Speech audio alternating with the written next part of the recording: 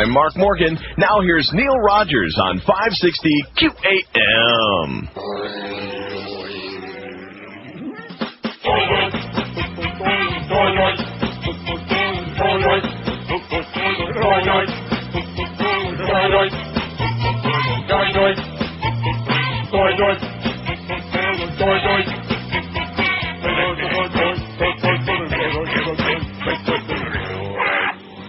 Your last doy.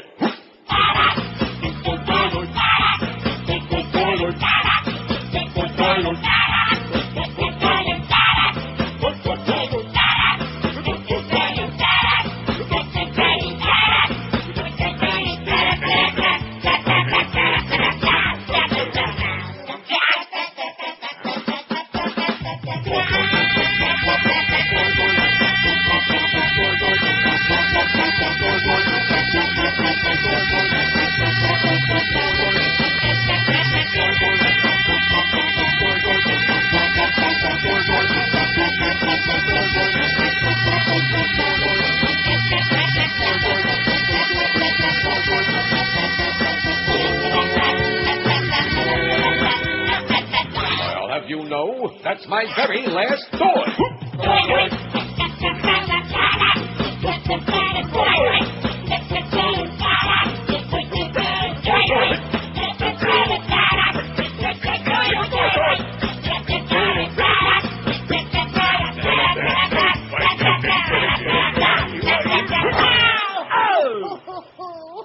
$10:02 at 560. I don't want to step on that. I thought maybe there might be a little schmirkle in there at the very end. Anyway, it's 2 minutes after. It's Tuesday, September 26th, for those who are keeping track. Almost October already. Man, are we doing it or what? No. Doing something. Had the trends come out yesterday, and boy and men, the station is number 16, and we're proud of it. I don't think, have we ever reached a depth like that? Oh, I don't know. Probably. In all these years. I mean, that's the overall number for the whole week. Number 16. Our sports station, we're number 16, and we're damn proud of it, too, by the way. Make no mistake about that. Here's our poll from yesterday. The politician I trust most is, we had 1,588 vote. By the way, we got 873 for today. We might have 1,000 by 11 o'clock, you think? We might. Politician I trust most is none. They're all crooks. That was the correct answer. Very good. 553, almost 35% of the audience. Bunch of cynics. I voted for that, and so did you. Yeah. Bill Clinton, 351. Al Gore, 161. With or without the lockbox. Russ Feingold, 129. Bobby Graham, 98. If Russ Feingold just had a more Goyish name, man, they'd like him even better, I think. Bob Graham, 98. Barack Obama, 63. There is the dark horse. Maybe not dark enough for some, but probably too dark for George Allen. Barack Obama, he the man. He's got 63. George W. Bush, only 43. 2.7% for your fearless leader, the politician they trust the most. John McCain, 34. I hate this poll, 33. Rudy Giuliani, 33. Elliot Spitzer, 31. Next governor of New York and the next president of the U.S. Ted Kennedy, 21. John Kerry, 13. Nancy Pelosi, 11. Hillary Clinton, only 11. Solamente once. Not too good, not too impressive. Arlen Specter's only got a pair, and Bill Fist has one. Nobody got left out. Nice going, Billy Boy. See if we can sell some of that stock for you. Got a bunch of George Allen stuff. 19 dead people in Afghanistan, a couple of roadside bombings. Any interest? No. What's that got to do with that big game in the Superdome last night, Neil? Nothing. You know how many minutes I watched of that game? I would say a total of 4. Total of 4. Not all at once. I was because 30. Well, the 2 times I turned over to it, it was in HD no less, and it was non-competitive. Maybe Josh saw some of that. Did you watch it? I watched a lot of it, yes. Did you? Well, did Atlanta miss the team bus or something? They looked awfully non-compass weenus to me, non-competitive. They just couldn't compete with the emotion of New Orleans. Is that what it is? Put the emotion in the basket? Well, thank God we got the Superdome back in shape, baby. Oh! Man, they're all whipped up and, hey, New Orleans is back. Now, well, of course, all those poor schleppers, whose houses are still in tatters, and all those schools and hospitals that are still a long way from being open. I wouldn't be surprised if that school in Iraq opens, that school for hospital for children. Opens before some of the hospitals in New Orleans. You know the one that Laura's all excited about? Oh, yeah. The one that's also about it. The children right, that's the one. You got it. Never had before. See, there you go being cynical again. People just don't like that. They want, and I'm talking about me. They want you to jump on that bandwagon. We love New Orleans. The Saints are back. We ought to be doing when the Saints are marching in, stuff like that. As opposed to all the reality of the truth. See, the public doesn't like the truth. They like window dressing. They like masquerades. I bet you if I refresh this, then we got 900 votes on today's poll already. We do, exactly 900. Man, do I know my crap or what? What was that promo that Mad Dog was talking about, all the bird crap on Dante Culpepper's shoulder? Did you hear that? No. He said 6 pigeons crapped on his shoulder or something like that. I don't hear the promos. Well, you better stop tuning them out, otherwise you're going to be full of... Sorry. That's right. You're going to alienate... It's your fault. Now I'm beginning to understand. That's it. Why your sales manager won't come around there and answer some of our questions. I think that meeting is still in progress. Is it really? Boy, what a bunch of... It's not so much a meeting as it is a seminar, another seminar. Seminar on what? On selling. On how not to sell a midday show? Maybe they ought to have a seminar. Listen, I don't care. No, I think they're experts on that. No, I got all the aggravation yesterday I could use from this joint. I ate. I had a pint of Ben & Jerry's Coffee Toffee Crunch. I'll sacrifice a goat if that's what it takes. I was 196 on the scale this morning. I haven't weighed that much in about 3-4 years. I haven't weighed that much. Over 195. 196 and 0.4. 196.4 on the digital scale. I'm on the way to an early grave, thanks to this place. And it just, and you keep saying to yourself, why? What's the point? Just keep the checks coming. That's it. I was shaving this morning. I was shouting at the mirror, just keep the checks coming, and the hell with it. No, I really was. I'm not joking. Why would I make that up? I was shouting at the mirror. Well, I mean, at least I had a good captive audience anyway. Nobody's going to give me any crap. Nobody's going to give me any crap. That's right. 9:01. But, Joe Bell's a happy camper. He's jolly Raleigh Joe, and he's got that sales manager in there. He's got that big seminar going today. He's feeding them some pretty heavy-duty. And, of course, once we saw that trend come out yesterday, wow. See, the good thing about it is this outfit doesn't need ratings. They don't sell ratings. They have 8,000 salespeople, and if each one sells one spot, you know what I'm saying? Mm-hmm. Then we're all set. Well, who has history been most kind to? That's our poll today. Was that one of Sean's polls? Thank you, Sean. I already got tomorrow's poll ready. That exciting? Who's history been most kind to? It's a very lopsided, second day in a row we have a lopsided result. Ronald Reagan, remember him? Ronnie Reagan, 411. We got 901 votes. He's got almost half of them. Nazi bastard. Now, you can't say that about the guy that died. He had that Alzheimer's, and, of course, he was, win one for the Gipper and one for the Jipper and one for all those right-wingers. Oh, there's the old file footage of Osama, and I'm in the Payman Zawahiri. I'm in the Payman? Still ain't got him yet either. Or Mullah Omar. Reagan, 417. Abe Lincoln, 101. A lot of rumors that he might have been gay. Well, what's that got to do with slavery? See, when you find out that he didn't really give a damn about freeing the slaves, then you find out he wasn't all so great as they claim he was. But he was a brilliant man. And, of course, when you're that ugly, you have to have something going, right? Like me. You got to be brilliant like me. The Pilgrims, 101. Came here to escape religious persecution. And that what was their specialty? Religious persecution. That's it, including burning witches. Joe Kennedy, It burns. Joe Kennedy, the old man, 72, and he was not a bootlegger. Well, maybe he was. He was a crook, though. Joe Kennedy. In fact, that's one thing you'll find about most people in families where they're like billions and billions, really big money, serious money, is that they got it like through devious means. Mm-hmm. Speaking of that, Henry Ford, who was a little anti-Semitic, he had 40. Robert E. Lee had 40. Charlie Lindbergh, 37. If Nancy Grace would have just been around when Charlie Lindbergh killed that kid, she would have grilled his ass. She'd have put him on the air. Why did you kill your kid? Why did you do that? Nancy Disgrace, somebody called her last night. I forget what show that was on. And you know what really kills me? Nancy Disgrace, somebody called her last night. I forget what show that was on. And you know what really kills me? What? Gravity? This jackass Joe Scarborough, on MSNBC. I'll watch a little of him because he's on after Olbermann. And I'll flip back over there to see what crap he's spewing. He's constantly ripping into her, and rightfully so, but who the hell is he to be talking about? He's full of crap. He's full of garbage. And he's ripping Nancy Disgrace. And then they're whining about the fact that they got ratings over there on CNN headline news, that her ratings went up 30% because they were still playing the interview with the woman that committed suicide, that she was grilling on the air. They're still exploiting it. See, when a bunch of people who have no ratings start bellyaching about people who do have ratings, it sounds like sour grapes to me, you know what I mean? In fact, pretty soon we're going to be in that category, so let's practice. I hate this poll. Look how many people said that. About 30, man. But that's only 3.2%. That's because we edited it late. My bad. Harry Truman, 28. Drop that bomb, Harry. Drop the big one, baby. Pope Pius XII, 26. Never met a Nazi he didn't like. Arthur Godfrey, 12. I would say the same for him, as a matter of fact. Isn't that interesting, the two of them are together? Mm-hmm. That's why they named a street after him on Miami Beach. If I live to be 200, which I doubt, I still will never be able to figure that out. One of the most virulent anti-Semites. Never hired a Jew on that Arthur Godfrey show because he was part owner of the Kenilworth Hotel. It was one of those restricted hotels on the beach. No Jews, no blacks, probably no Indians. Arthur Godfrey got 12, so they named a street after him. Lyndon Johnson 8, and Henry Kissinger's only got 3. Henry, you know something? If they turn this thing around a little bit and be more accurate. But I guess they haven't watched that DVD like we have about Kissinger. Right. And don't know what a butcher he really was. Yeah. Well, you know, he was commissioner of the soccer league or something like that, wasn't he, Josh? Yeah, something like that. Something like that, some crap. 925 votes. I think I was right. I think we're going to have 1,000 by 11 o'clock. Then he will fear us. Doug Thompson's got a good article today. Guess who it's about? Bush? George Allen. Oh. No, even worse than Bush, if that's possible. No. In fact, that was one of the Republican superstars on the horizon. A lot of people talked about him as presidential material in 2008. And probably in the South, there are a lot of people now like raise that fat flag. You're going to be very disturbed when you find out that there are a couple of XM radio hosts joining in the Murtha Swift voting event that's coming up. Going to do an attack on poor old John Murtha. XM. Well, what did Joe Costello tell me? It's a bunch of it's basically for rednecks and guys that drive pickup trucks. Same difference. I'm sure they like Martha Stewart. And then, of course, that new Oprah radio show. See that debuted yesterday? No, I didn't see. That exciting or what, huh? I'm thrilled. Like I said, take your radio and burn it. Trust me, before it's too late. 12 minutes past 10 at QM. Don't forget, we got the Mad Dog at 2. We got that great new lineup going now.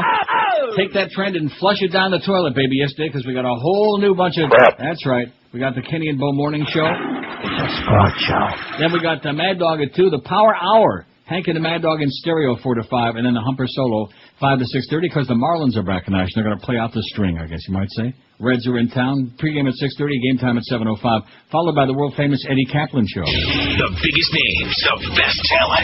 This is Neil Rogers, Sports Radio 560 QAM. Not in and lay down on my couch. They're a legendary cop duo dedicated to cleaning up the streets of L.A. The Jews have got us pinned down! No, Riggs, they're not Jews. The Jews are everywhere! We gotta get some backup to take care of these Jews! No, Riggs, they're not Jews. It's 2 junkies and a dealer. Damn Jew junkies! Lethal Weapon 5. Riggs, you alright? You alright? Those 3 Jews are responsible for all the world's wars! What are you talking about? We're not Jewish! Yeah, and I'm gay! You are? Yeah. Damn gay Jews! Lethal Weapon 5, starring Mel Gibson, Danny Glover, and the return of Joe Pesci as Leo Getz. Hey, Rex, Marta, hey! Hey, Leo! Okay, yeah. Off, Joe! You crazy. Yeah? Off, now! What did you just call me, Riggs? I called you a Crazy cracker. Lethal Weapon 5, now playing to ruin Mel Gibson's career. 10:18 at 560 WQM. Speaking of bigots, Doug Thompson writes, George Allen's rampant racism, a long, sordid history. Mm-hmm. And keep in mind as I'm reading this, that I'm reading it verbatim, it is a news story. You got that? Got Okay, it down? I got it. Mark that down. Put it on your wrist like a 1019 memento. news story. Right. Doug Thompson says, in 1984, I worked as a contract field consultant for the National Republican Congressional Committee, also as a writer for the Voices for Victory program in the Reagan-Bush presidential campaign. During that time, I attended a meeting of GOP political operatives in Richmond, Virginia. Among those attending was a young delegate, George Allen, son of the legendary Washington Redskins coach, who used to lick his thumb all the time. At a cocktail party that followed our meeting, Allen huddled with some other Virginia politicos and GOP operatives and discussed the upcoming presidential election, as well as a field of Democratic candidates that at that time featured civil rights activist Jesse Jackson. You mark my words, Allen said, Jesse Jackson can't win in Virginia. Hell, he's so far out that even the niggers won't vote for him. A few shuffled their feet and looked away when Allen issued his racial slur. Others laughed. While Allen may have scored as a first-class bigot, he failed as a prognosticator. Jackson carried the Virginia Democratic presidential primary in '84. That was my first encounter with a racist named George Allen. Sadly, it would not be my last. In 1991, while serving as vice president for political programs for the National Association of Realtors, I attended a GOP fundraiser where Allen, then running in a special election for the U.S. House of Representatives, was one of the featured guests. As a representative of the nation's largest trade association and heading up what was then the country's largest political action committee, I was often cornered by politicians who wanted contributions. George Allen was no exception. I need your help and support, he said. Virginia's an old-fashioned state with traditional ideas. Just because we've got a blackface in the governor's mansion doesn't mean the niggers are taking over. Doug Wilder, America's first African-American governor, had taken office in Richmond a year earlier. Some in the group laughed. I walked away. I don't like racists. Against my recommendations, the Realtors PAC voted to support Allen. I gladly left the association as part of reorganization the following year. During my next 12 years in Washington, I would run across Allen at one event or another. I tried to stay away from him. I didn't like him, and I still don't, but all too often found myself nearby when he issued a long string of racial epithets, ethnic slurs, and jokes that would qualify as racial harassment in any workplace. It was not unusual to hear racial slurs at gatherings of Republicans. Many GOP events were all white. Allen and others would call Arabs ragheads, Afro-Americans niggers, and homosexuals fags or queers as part of their normal conversation. They would laugh at each other's racist jokes. When Allen and another well-known Senate Republican racist, Montana's Conrad Burns, got together, the slurs would fly like confetti through the air. So it comes as no surprise to me that Allen's in trouble again for his rampant racism. His incredible slurring of a native Virginia of Indian ancestry at a campaign rally was just the latest example of his routine and callous bigotry. Now, Dr. Ken Shelton, a radiologist in Hendersonville, North Carolina, and football teammate of Allen at the University of Virginia, says in Salon that the Virginia senator, who wants to be president, frequently called black people niggers and once stuffed the severed head of a deer into a black household's oversized mailbox. Salon says 2 other former football players at Virginia backed Shelton's story but didn't name them. Christopher Taylor, an anthropology professor at the Birmingham campus of the University of Alabama, was a graduate student at UVA in the 80s and told the New York Times and the New Republic he heard Allen comment about some turtles in a pond and say that around here only niggers eat them. Shelton says, Allen, you only used racial slurs when in the company of other whites at Virginia. That's what I found true about Allen over the years. In all white GOP enclaves, he would let his hair down because he felt safe with others who shared his racial bigotry. There's an unspoken rule that if you want to continue to work in Washington, you protect those in power and you don't talk about their dirty little secrets. I no longer work there, and I'm ashamed that I was involved with and helped protect the secrets of those who shared such beliefs. Racism and homophobia run roughshod through the Republican Party and are among the reasons I got out of politics and returned to journalism. Allen Monday issued a denial claiming he never used such slurs. I don't ever remember using that word, Allen said in a carefully staged photo op that included black pastors from the Richmond area. That word was not part of my vocabulary. It wasn't then, it hasn't been since then, it is not now. It's not who I was and not who I am. He's a liar. Such words have long been part of Allen's vocabulary. He used them often, and I and too many others have heard him. I would swear to it under oath. Among the others is noted University of Virginia Larry Sabato, who said Allen used the racial slur in the 70s. The fact is he did use the N-word, whether he's denying it or not, Sabato told MSNBC's Chris Matthews on Hardball. The fact is George Allen is a racist, a bigot, and despicable miscreant, unfit to hold any elected office. Sadly, he's not the only one found in the halls of power in Washington. That's what your buddy Doug Thompson writes. It's a news story. You know, I hate it when he minces words. I beg your pardon? I hate it when he minces words and beats around the bush. And yeah. That's why I love Doug Thompson, man. He pulls no punches. He comes right out and sticks it to him, baby. He tells it just like it is. He is the best. That's who I voted for in that poll the other day. Me too. All these polls all the time. By the way, there's a great... there's a lot of good stuff on that MySpace on our page. Oh, yeah. It's from YouTube. And you told me it was on Saturday Night Live, which I didn't know that. That skit with Tom Brady about sexual harassment in the workplace? Yes. A while back. And Tommy, first of all, goes over and he reaches... Well, at first they got that nerdy guy who looks like Robert Creeper without the glasses. And all he does is just stand next to that chick, that secretary, and she picks up the phone, and before you know it, there's the cop there ready to drag him away. Sexual harassment. Tom Brady comes by and squeezes one of her boobies, man. She's smiling, you know. Uh-huh. Then about 2 minutes later, Tommy comes back. He's just about naked except for a jockstrap. That's right. She's smiling, loving it. And why the hell not? That's exactly how it works, too. Right. There you go. Sexual harassment is for ugly people, and, of course, if you happen to be hot, then, you know, like that. Don't stay away too long, Tommy. Kind of like that. It's cute. 976. I'd say by 10:30 we're going to be damn close to 1,000. This is shocking. So are they still having that big powwow in there, that confab? I have no idea. Wow. We're locked in a little room now. Yeah, now, I don't want to, like, prognosticate or start guessing. I've got my fingers crossed and my legs. I'm going to go back and start shaving again and yell into the mirror. But you know what? Listen, maybe the meeting is about something like, oh, I better not start a rumor, because then it'll be kind of like reverse of what that deal across the street, you know? Remember that? Somebody across the street was starting the ugly rumor about how they were going out of business on a certain date and they were going to, like, fold up their tent. Of course, they got that big kiss there in August. They got some Wired Diaries. I mean, a big trend in August. So maybe they'll keep them going an extra month. But the point I was trying to make is that generally what happens is that what they do when a company's ready to sell, you know, they load up the log with spots. They just load it all up, you know? And then they sell it. They get that billing goose up there, you know? Yeah. Maybe they have an announcement in the sales department. No, it was another seminar. How do you know that? When I walked by a couple times, it was obviously a sales seminar in progress. Well, how do you recognize a sales seminar in progress? Because Chris Jones is standing up in front of like a dry erase board, you know, doing a seminar. What? Drawing dirty pictures? You know it. Stick figures of you bent over. Oh, I'm sure of that. Yeah. I'm sure, and I know we wanted to stick it, too. And I said, that's not how you draw, Neil. Here, let me show you. His foot, yeah. Oh. No, he's taking a page from his predecessor, man. He's doing the old, hit and run. Now, that's fine. That's okay. Like I said, I looked in that mirror and I said, screw it! Screw it! Very good. Yeah, like that, What? Huh? Well, no, I got up early because I was too fat, and I should have known that. That's why I woke up an hour and a half early, and I came in here. I listened to about 40 minutes, and it was sports and sports and sports and more sports, and we're out of step, man. Why don't you admit it when you're out of step? You got to admit it. The rest of the world is in line. I mean, we didn't even watch that game last night. I watched about 4 minutes. Now, at least Josh watched some of it. I don't even know what you're talking about. I'm talking about the Saints and the Falcons, baby, in the Superdome in New Orleans. It's on there right now. See, there you go. It's a touch and feeling. It's an emotional feeling. Yeah, there they go. U2 was there, and Bono was there. Huh? U2 and Green Day. Green Day was there, too. Aren't you excited about that? They performed together. Oh, and there's the Saints scoring a touchdown, that blocked punt. And that was the end. And after that, you might as well turn it off, because that was the end of the game. It was non-competitive. It was boring. Unless you're like all whipped up about New Orleans, which I never liked it before Katrina, so why should I like it now? I just keep thinking about those poor bastards who, and then they show some of the neighborhoods, man, and everything. All the garbage is still out there, and all the crap, But we got the Superdome going, baby. We got a big show. That's what it's all about. That's what America's all about, man. The big show. Only Janet Jackson wasn't there, and even Justin Tinkerbell didn't make it. 27 after 10. In fact, what we're going to do is we're going to have one of these sales holes come in and give us a rundown on the big meeting. As soon as it breaks up. The biggest names, the best talent. This is Neil Rogers, Sports Radio 560 QAM. Rogers.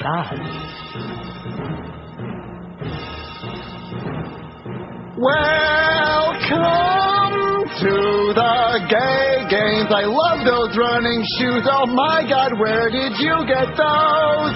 We have oodles of events like the 100-meter prance and the synchronized sachet. I hope I win a gold medal. It's fun to accessorize. Plus gold goes with everything. You're kidding? We just adore the gay games. Check out our giant torch. It's not the only thing flaming. But at least it's sports. Did he say? Flaming. 10:32 at 560 WQAM. The editors of The Nation write, Deja vu on Iran. I don't want to read all this depressing stuff. It's enough to make you blow your brains out. Let's talk about the game. Yeah. Go ahead. Let's talk about Chris Sims and what a ballsy kid he is, man. Played with a busted spleen the end of that game. Isn't that what you were thinking about when you left yesterday? No. He's talking to you, yeah. No, I'm actually... No, I'm talking to George, not you. I'm talking to George. Oh, I'm sorry, my brain shut off. You Forget said about game. Josh. He was thinking about how his team blew the game there with 2 seconds left or whatever it was. Deja vu on Iran. Here we go again, write the editors of The Nation. The cliches come frighteningly easy when one ponders the recent efforts of the Hawks to gin up the case for military confrontation with Iran. Oh, my God. The playbook's familiar. Pump up the threat, use the media as a conveyor, and watch public opinion swing toward war. A campaign of the sort has been underway for weeks. In late August, the staff of the GOP-led House Intelligence Committee released a report on Iran that depicted it as a pressing strategic danger. Iran probably has a biological weapons program and likely has a chemical weapons research and development program, it said. More alarming, the report stated that Iran was definitely seeking nuclear weapons and enriching weapons-grade uranium. It conceded that U.S. intelligence lacked crucial information on Iran's WMDs, but it warned intelligence analysts not to be wimps in reaching assessments about Iran's WMD capabilities and not to shy away from provocative conclusions. That is, don't wait for hard and fast evidence before pronouncing Iran a nuclear threat. The media coverage of the report was straightforward, a bit too straightforward. Major news stories didn't question the report's assertion that Iran is producing weapons-grade uranium. Yet 3 weeks later, the IAEA, the International Atomic Energy Agency, sent a letter to Peter Hoekstra, Republican chair of the House Intelligence Committee, criticizing the report for being outrageous and dishonest. It noted that uranium for weapons must be 90% enriched, but that Iran had enriched uranium only 3.5%. The IAEA letter, first reported by the Washington Post, also challenged the committee's unsupported assertion that the IAEA has a policy barring its officials from telling the whole truth about the Iranian nuclear program. The report was born of an agenda to whip up public support for military action against Iran. Its principal author was Frederick Fleitz, a former CIA official who had worked for hardliner John Bolton at the State Department. Nice mustache. The report was not fully vetted by the Intelligence Committee before being released by Hoekstra, who in June was claiming that there had been WMDs in Iraq. But it was reviewed by the office of John Negroponte, the hawkish director of national intelligence, the butcher of Honduras. Pardon our suspicion, but this whole deal appears to be an end-run orchestrated by Boltonite keen on clearing the way for military action against Iran. The obvious question is, can they get away with it again? In this sequel, the war advocates have another repressive regime to demonize and another proliferation challenge they can portray as a dire and immediate threat. Knight Ridder reports that CIA and Pentagon intelligence officials are concerned that the offices of Dick Cheney and Donald Rumsfeld are receiving a stream of questionable information on Iran from Iranian exiles a la Ahmed Chalabi and the Iraqi National Congress. But the Knight Ridder report adds, as was not the case during the Iraq episode, intelligence analysts and others are more forcefully challenging claims they believe to be false or questionable. And foreign policy realists and retired and currently serving members of the military are warning that with Iraq falling apart, confrontation with Iran is not feasible. At the same time, a European push is growing to drop the threat of sanctions against Iran in favor of negotiations. That's good news. However, the House Intelligence Report shows that the hawkish clique is prepared to roll over analysts and experts who don't reach the desired conclusion, and such dissenters will not have the aptly named bully pulpit routinely available to George W. Bush. Which brings us to the media and Congress. Each will have to be far more discriminating and diligent than it was last time around. No automatic transmission belt, no rubber stamp, no forgetting. How do you like that? Maybe that's the October surprise. But bing, baby. Where we go in Tehran, man, with the 6 soldiers that we got left who aren't in Iraq. By the way, you keep seeing these reports on the news about, bad news, you're going to have to go back again. We're extending your tour until you're 25-25. 1,016 votes on the poll, man. I'm going to tell you something really... I think it's a new lineup, don't you? Sorry. We'll find out with the poll tomorrow. No, I'm serious. I think that maybe the audience is making a comeback now. Because what could be more important than... sports. Huh? Nothing I can think of. Oh, God. 1,019 votes. Who's history been the most kind to? Excellent poll, Sean, whoever you are. Ronald Reagan, man. Ronnie is killing him. Too bad he's not around to see it. He'd be so damn proud. 461 votes. The first tool of the right-wing lunatics, man. The same people that have taken over now. They retook it in a bloody coup. In fact, even, what's his name over there, Pervert Musharraf, even he did an easier coup in Pakistan than these guys. Ronnie Reagan, 461. Abe Lincoln, 112. The Pilgrims, 112. Isn't that amazing the way that they like to doll up history, you know? Oh, yeah, they always have. Glamorize everything. Oh, it was so wonderful. They came here to escape religious persecution. Right. Sure they did. Old man Joe Kennedy, 77. What a thief. You think maybe God was smote him with that stroke, you know, and he lived the last several years of his life like, kind of like broccoli, like a vegetable, huh? Like a spinach. Yeah, like an E. coli-ridden spinach. Robert E. Lee, 45. I hate this poll, 42. 4.1% hate this poll. I don't understand that. What's not to like about this poll? Henry Ford, 42. Charlie Lindbergh, 39. Which one was the most anti-Semitic of those two? Boy, that's a tough one, you know? Didn't Ford sponsor Father Coughlin on the radio in the 20s, that virulent anti-Semite? I don't know. Well, you were around. Oh, yeah. I think they did. For Henry Ford. Anyway, Charlie Lindbergh, 39. He didn't kill that kid. Well, he did. Yes, he did. Harry Truman, look at how many Harrys got. Give him hell, Harry. And drop another big one, please. Pope Pius XII, 28. Arthur Godfrey, still only 12. See, I don't like... what am I going to say? I've just never been able to understand that. First of all the people that ever saw Arthur Godfrey on TV beside me and Chicken Neck are all dead anyway. Right. No one knows from Arthur That's Godfrey. right. I mean, if you think those old cockers on the beach have got computers that are going to vote in this poll for Arthur Godfrey. The only Jew he ever hired on that show was Holly Loki. Oh, she wasn't Jewish? Lyndon Johnson, 11, and Henry Kissinger, 8. Although he did fire, Julius LaRosa on the air. That was a real classy act. What a jerk. What a jackass. Fired him right on the air. 1,028 votes, man. I think it's going to be pretty impressive today, if you ask me. I think we're off to the races. You think? It's possible. Norman Solomon writes media tall tales for the next war, but I'm not going to read it because it's about the same thing that article from The Nation is I just read about our planned war with Iran. Okay. But I'm not going to do it. I don't want to be repetitive. Although maybe I'll read that article again about George Allen from Doug Thompson. When I realize, and the idea that this is always the way it is, like Mark Furman, why not at least say, okay, well, I'm a good old boy from the South, and we tend to use that word, and it was bad, Oh, yeah, right. Right, like Southerners don't use the N-word? Come on. Politics is all about lying.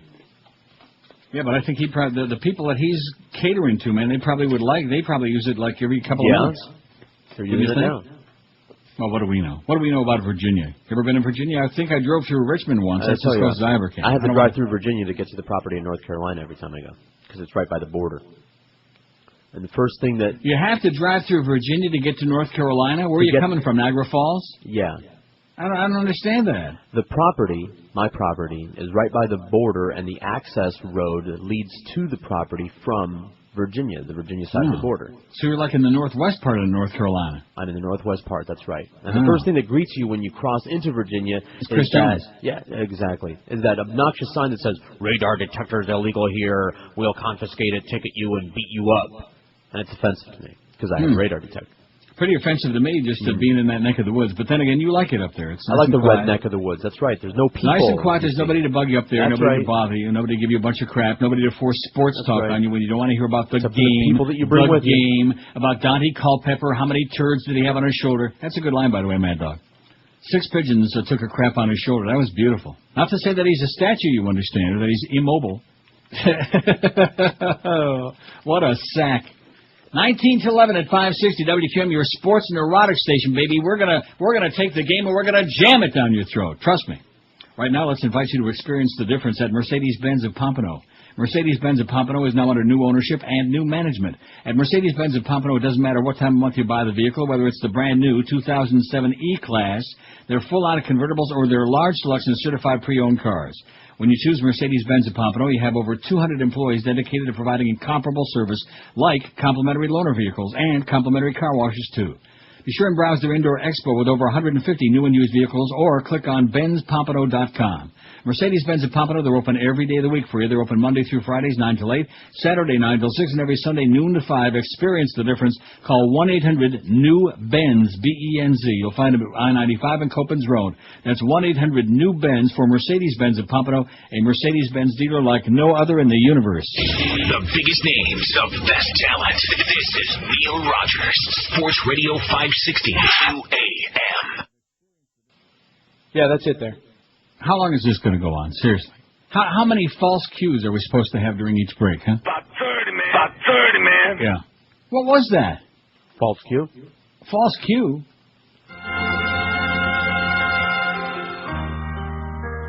I drive away the revelers, keep them from loitering, that's the goal.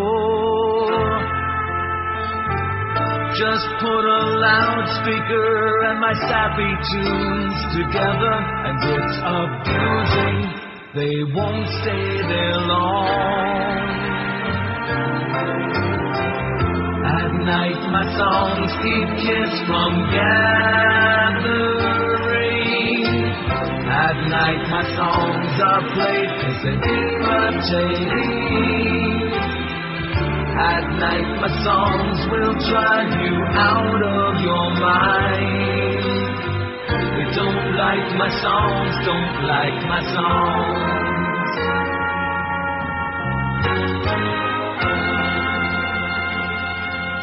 The biggest names of best talent. This is Neil Rogers, Sports Radio 560 QAM. Okay, Josh, hit some spots. Just kidding. No. Who can play that game? Everything we got on now has got a false cue in the middle of it. You know that promo for that weekend, whatever that show is, I don't know what the hell it's called. They got like 3 false cues in the middle of the real deal. So let me know which cue is the real cue, okay? The real cue and the real deal. Wow. 1047, 13 to 11 at 560 WQAM. Get on your toes now. The biggest names of... Just kidding. Liberal bloggers have uncovered a staff member to Representative Charles Bass, Republican of New Hampshire, using government computers to make fake posts on liberal blogs in New Hampshire. Remember when they discovered in New Hampshire that they were like tying up all the phone banks for the Democratic headquarters? Mm-hmm. Heard on the Hill columnist Mary Ann Akers has authorized Raw Story to reprint the full registration restricted item below. Well, we don't have to register. We don't have to give them our shoe size or anything else. Here it is. Liberal bloggers in New Hampshire busted an aide to Representative Charles Bass, Republican New Hampshire, was posing as a liberal blogger on such blogs as Blue Granite, NHO2 Progressive, and others. Bass's office admitted culpability to HOH and said the staffer would be appropriately disciplined, like shot in the leg. The unnamed aide to Bass, who like many others in his party faces a tough re-election fight, was routinely trolling liberal New Hampshire political blogs, calling himself Indy NH, and more commonly, without the quotes, Indy NH, pretending to be a progressive. Finally, after noticing that lots of things he said just didn't add up, a couple of bloggers traced IndiaNH's IP address to the House of Representatives. IP. Can we say that? How about IP freely? And they thought, how many offices in the U.S. House would be interested in one race in New Hampshire? The answer, very, very few. Probably solamente uno. Laura Klausner runs the Blue Granite blog and writes as Miss Laura told HOH that she and another blogger easily traced IndiaNH's IP address to the House server. They could even see the searches Mr. or Mrs. IndiaNH was doing to gather opposition research on Bassett's challenger, Paul Hodes, the Democrat, such as Hodes in gay marriage and Hodes in taxes. The poser had raised suspicions among liberal bloggers after he poo-pooed a recent poll showing Bass tied with Hodes and suggested the Democrats shouldn't waste any time or money on the Hodes race and instead should invest their resources in other races. How do you like that? Cute. So more dirty tricks, more of the Karl Rove BS. If we can't win the election fair and square, either let's fix it at the ballot or find some other way to do it. Fix it on the internets. Now let's see. This looks like very familiar handwriting. Yeah. Very, very chronic handwriting. Michael Pittman, twice convicted and suspended by the NFL for spousal abuse and battery. And what does it say? What am I supposed to do with this? Oh, there's just a bunch of little editorials and stuff like the president there. Probably here's President Bush testing the strength of the arm of Tampa Bay Buccaneers running back Michael Pittman. Now, see, he's picking on your team now, Josh. Well, just pile on. Because Michael Pittman, twice convicted and suspended by the NFL for spousal abuse and battery. No, yeah, I'm not reading some of this. There's some dirty stuff on here, okay? What do you send me like that? That convenience store? I'm not reading that. Okay. 1,051 votes on the poll, man. That is really impressive. Newsweek features losing Afghanistan in the international edition of the magazine, but guess what? Celebrity photographer in the U.S. They smeared it. I see. The U.S. edition of October 2nd, 2006 issue of Newsweek magazine features a radically different cover story from its international counterparts, according to Raw Story. The cover of international editions aimed at Europe, Asia, and Latin America displays in large letters the title, Losing Afghanistan, along with an arresting photograph of an armed jihadi. The cover of the U.S. edition, in contrast, is dedicated to celebrity photographer Annie Leibovitz and is demurely captioned, My Life in Pictures. Oh. The international cover story begins, you don't have to drive very far from Kabul these days to find the Taliban.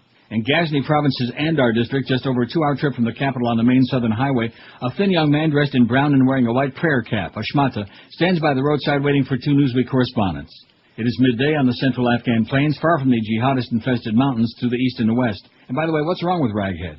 Without speaking, the sentinel guides his visitors along a sandy horse trail toward a mud brick village with the side of the highway. As they get closer, a young Taliban fighter carrying a walkie-talkie and an AK-47 rifle pops out from behind a tree. He's manning an improvised explosive device, he explains, in case Afghan or U.S. troops try to enter the village.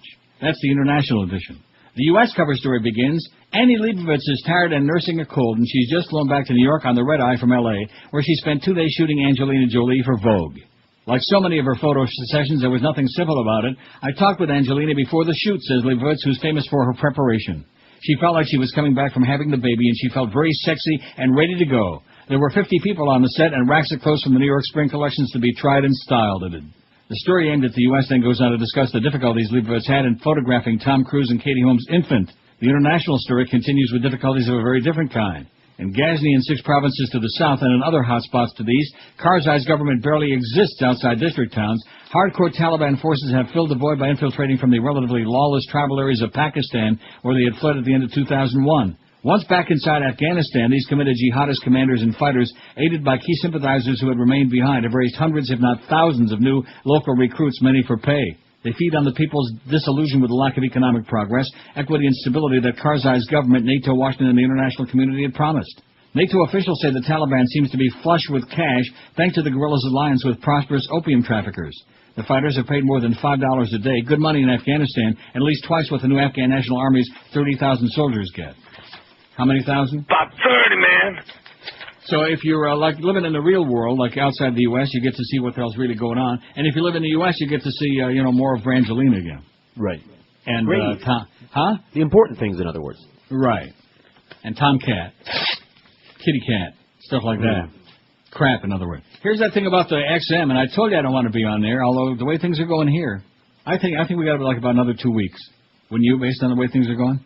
What, the station? No, us. In midday. Don't you understand that? When are you gonna be man enough to admit we're peeing on their parade? Well, I know that. I've known that for years. We are peeing on their parade, man, and they do not like it. They don't care for it. They're pissed off about it. Enough already. Enough being out of step, man, with a sports fraternity. We got to jump in there, man, and get with the game, get with the ball game. We love the Dolphin. Come on, what do you say? It's not too late. I think we might be able to still salvage a little something. Where the hell is that? Here it is. I got it. That's it. Miami has the Dolphins, the greatest football team. They suck. I mean, when Mad Dog is talking about how many pigeon turds are on Danny Culpepper's shoulder, that should tell you right there a hell of a lot. Isn't that revealing? Mm-hmm. XM radio host joined Mirtha Swift voting event. This is enough to make you puke your guts out. The Patriot Project is committed to shedding light on the front groups whose participants operate out of the light of day. However, the swift voting of Americans for exercising his or her right to free speech is just as important. That's why the upcoming event to Swift Vote Representative John Mirtha, which will be held on October 1st, has drawn our attention. This is on the Smirkling Chimp.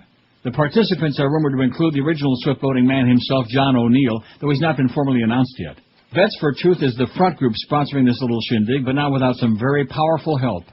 Now it looks like XM radio hosts Quinn and Rose, Jim Quinn and Rose Sama Tennant, are joining in the Swift voting fun with the added plus of politicizing our national tragedy 9/11 through the outreach of XM radio. I've got to ask why a decorated Vietnam veteran and senior member of Congress is being swift voted just for speaking out and using his right of free speech. That XM Radio is sponsoring such an event through the publicized appearances of their hosts Quinn and Rose is quite an endorsement. Vets for Truth really scored on this one. By bringing XM Radio into the mix, the Boot Mirtha folks ratchet up the swift voting audience quite a bit because nothing reaches out like radio, it says here. After all, Boot Mirtha will get a much bigger audience with XM's help, though they've only got satellite radio outreach. Not to worry, Vets for Truth has got that covered too. Because Quinn and Rose is also carried by Clear Channel, the biggest radio behemoth of them all, through station 104.7 FM in Pittsburgh.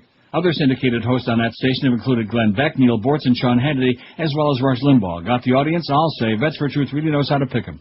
XM plus Clear Channel equals a huge local outreach, but it doesn't stop there. If you don't know the history of Cheap Channel, you might find this blast of the past very educational. You have to wonder if the advertisers on the Quinn and Rose radio show know they're helping to host a swift voting rally, and then you can click on the link. You know if they're helping to host a swift voting rally targeting a decorated veteran. Representative John Mirtha's got a lot of support in the veterans community, as well as soldiers currently serving today. If you live in or near Pittsburgh, you might want to call the Quinn and Rose sponsors and ask. It would be interesting to know how the affiliates feel, too, it says on Smirking Chimp by Taylor Marsh. How you like that? Mm-hmm. XM. Good thing we didn't get involved with them rednecks, man. Because that's what it's all about. They want those pickup driving rednecks. You sure don't want to have some fag old Jew atheist on here talking crap on XM. That's for damn sure. 10:56 at 560 WQM. How's that meeting coming? Did we get anybody coming with a rundown on the big seminar? Whether we've been sold or not? No. Huh? No. Come on, let's go. Inquiring minds want to know. George was all whipped up into a frenzy about it. He says, I think we're all getting paid off, even Josh. Oh, yeah. Told off. I beg your pardon? We're getting told off. Oh, told off? Well, it wouldn't be the first time. Over 21 long years I've been using Dry Concepts in my homes and wouldn't dream about calling anybody else. You ought to be doing the same, too. And don't forget, your carpeting is even worse than your sink when it comes to being a collector of germs, man. There is schmutz in there that you can't see with the naked eye. You know, in South Florida, people tend to go long periods of time without opening windows, which breeds even unhealthier conditions. All that stuff gets in there and it can't get out. More reasons to dry clean your carpets on a regular basis. And don't forget, when you call our friends at Dry Concepts, your carpet lasts longer because by having it dry clean, it stays cleaner longer. It comes out softer, the colors come out looking brighter, and your house smells lemony fresh afterward. What's not to like? And don't forget, they give you a written, guaranteed price up front before they start doing their unbeatable job. And now Dry Concepts has got a plan to make frequent cleaning easy at a fraction of the cost of regular carpet dry cleaning. Guarantee you, you'll never have a dirty carpet again if you call Dry Concepts. Call them in Broward, 954-370-7778. That's 954-370-7778. And in Dade or Palm Beach, call them toll-free, 1-800-248-5071. That's 1-800-248-5071. Call Clean Today, Entertain Tonight with Dry Concepts. The biggest names of best talent. This is Neil Rogers, Sports Radio 560 QAM. This is the Neil Rogers Show. This is your brain. Any questions? And you're a despicable, nasty, and invisible, nauseating Otis hag. He's for not embarrassed as you flash your skinny pony ass and skirts that hide your duct tape gap. C-O-U-L. Your daddy rules in hell. T-E-R, cold dirt, takes a camel toe to know its swells and smells. All the time you're on the news, they can't get enough of you, spewing poison Nazi remarks. They point their cameras low when you're on a pundit show to see your panties in a wad. Obnoxiously belligerent, sermonizing ignorant, a poster child Republican clown. The media gushes over Anne with enormous manly hands and the biggest Adam's apple in town. It's 102 at 560 WQAM. Dave Johnson writes, I bet you didn't know Dave had a blog, did you? No. Not that Dave Johnson. Oh. This one's not Jewish. I see. Authoritarianism and theocracy. Bloggers are sounding a warning, he says. Ariana Huffington writes, hooray, good for Bill Clinton. He finally called Fox News and the right wing on their BS, right? Well, sort of. She says, I'm glad Chris Wallace interview is flying all over the internet, but I really hope that the one person who'll watch it over and over again is Bill Clinton.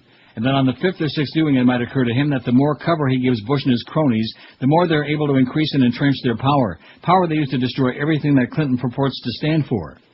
Dave Johnson says there's a fundamental point here. I and many others think that the Democratic leadership has profoundly misjudged the nature and intentions of the conservative movement.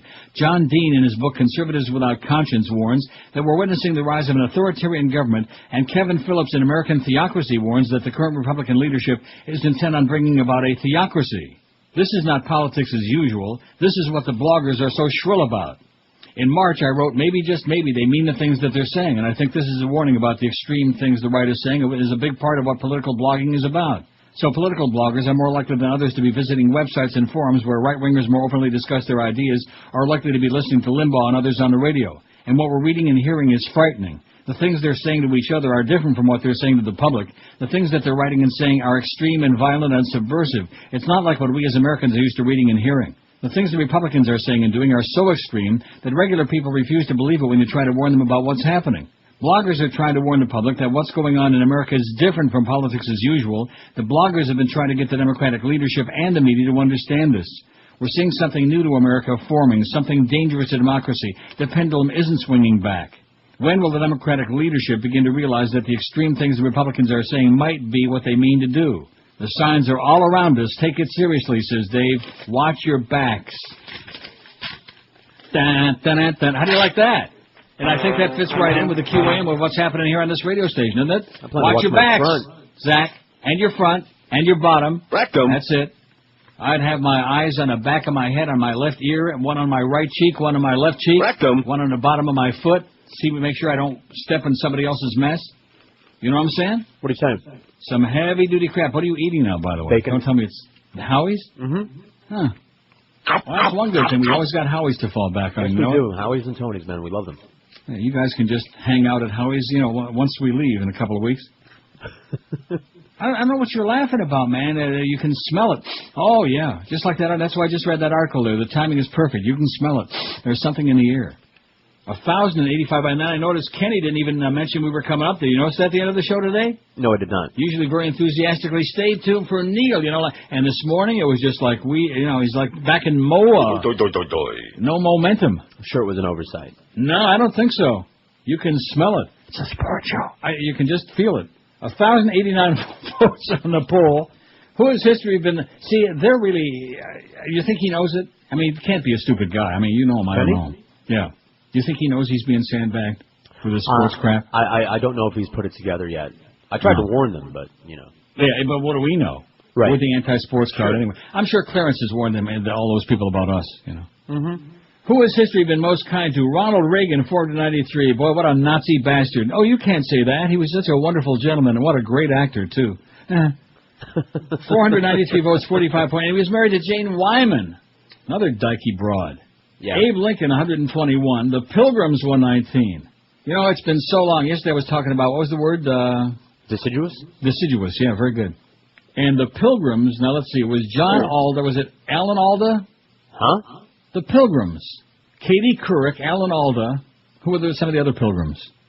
Old man Joe Kennedy, 79. I'm serious. When you've been out of school for 100 years, you don't remember all of that crap, the names of those silly people. John Aldrich, Henry Aldrich. Oh, I know what you're talking about now. Yeah. Alan Alda. Henry Aldrich. Alan Alda, that's the one. a Pilgrim movie I didn't see? What are you talking about? Joe Kennedy, 79. I hate this poll, 49, 4.4%.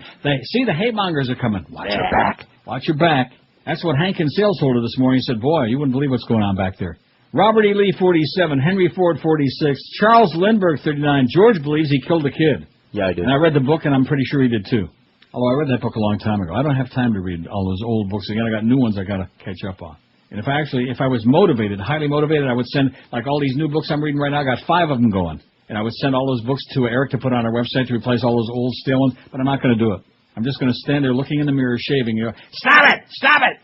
Harry Truman, 32. I wish I'd had a camera. What?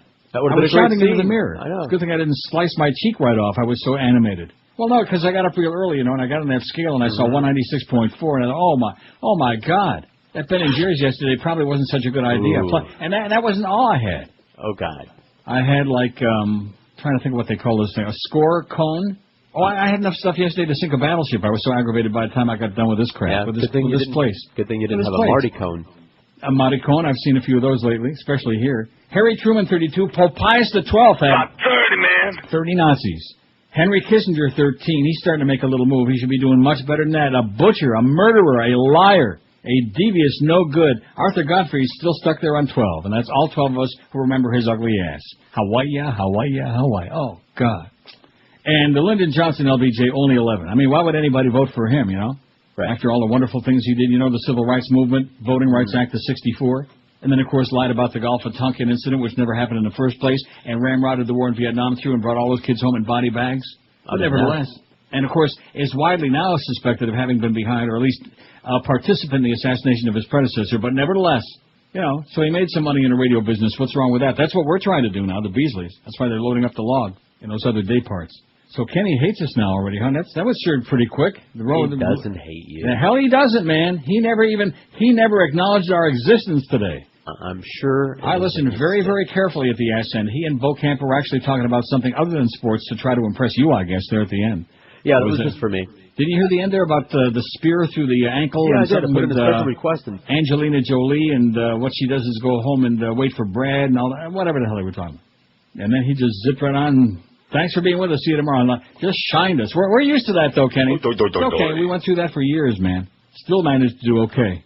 1,097 votes, man. By another flicker flash or two, we'll have 1,100. And people are thinking, well, what does that mean? That's what they're thinking.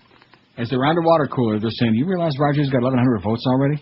Isn't that what you think? What else are they going to talk about? The game last night? Even Josh would tell you right now, there's nothing to talk about in that game. What is there to talk about? Nowlands won.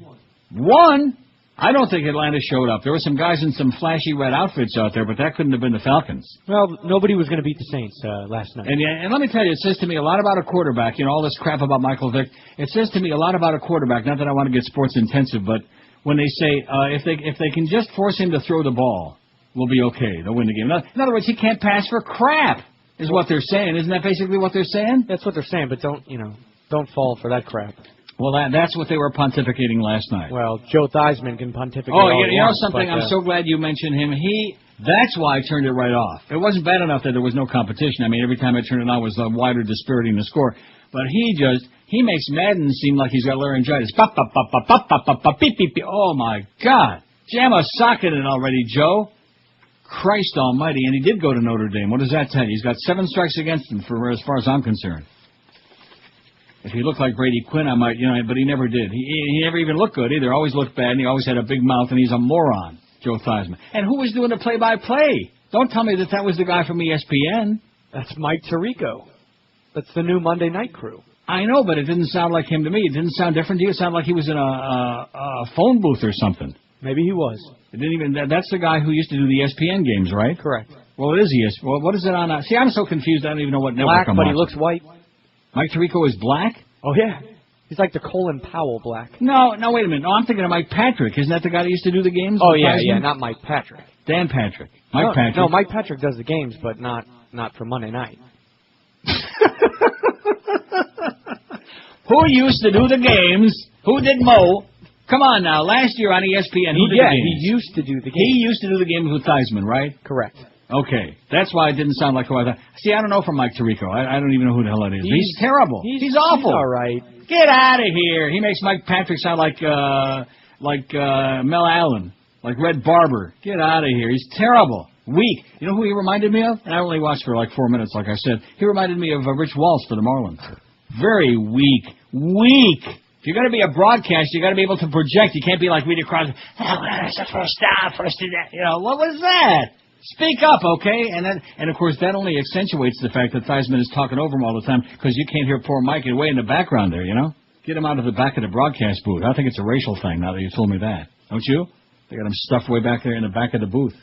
1,103 votes. Boy, and look at that schmott they had on there. The future of Al-Qaeda. Now, what's wrong with raghead? I don't see anything wrong with that. We put that in the same category with those other pejorative terms, you know, like. Absolutely and what's wrong not. with fag? I have no problem with fag. I'm an old fag. I know from fag and queer. Hey, queer, you know, like that. But to put that in the same context like with the N-word, man, I don't see anything wrong with raghead. Neither. And you don't have to be like an Islamic goofball to be a raghead. You can be like a schmattahead. You can be a Hasidic Jew. Sure. Right? The Catholic women wear rags on their heads when they go to church. And then, of course, these old Getchkis, whoever the hell they are, that I got some in my building, man. And you have no idea how hard it is to restrain yourself because, like being in Toronto, you got to be very polite, and I am. You know, restrain yourself from what? I hold the Saying door open something? for people that are like 10 blocks behind me who aren't even coming in the building, although I wish they would. But the women that got the full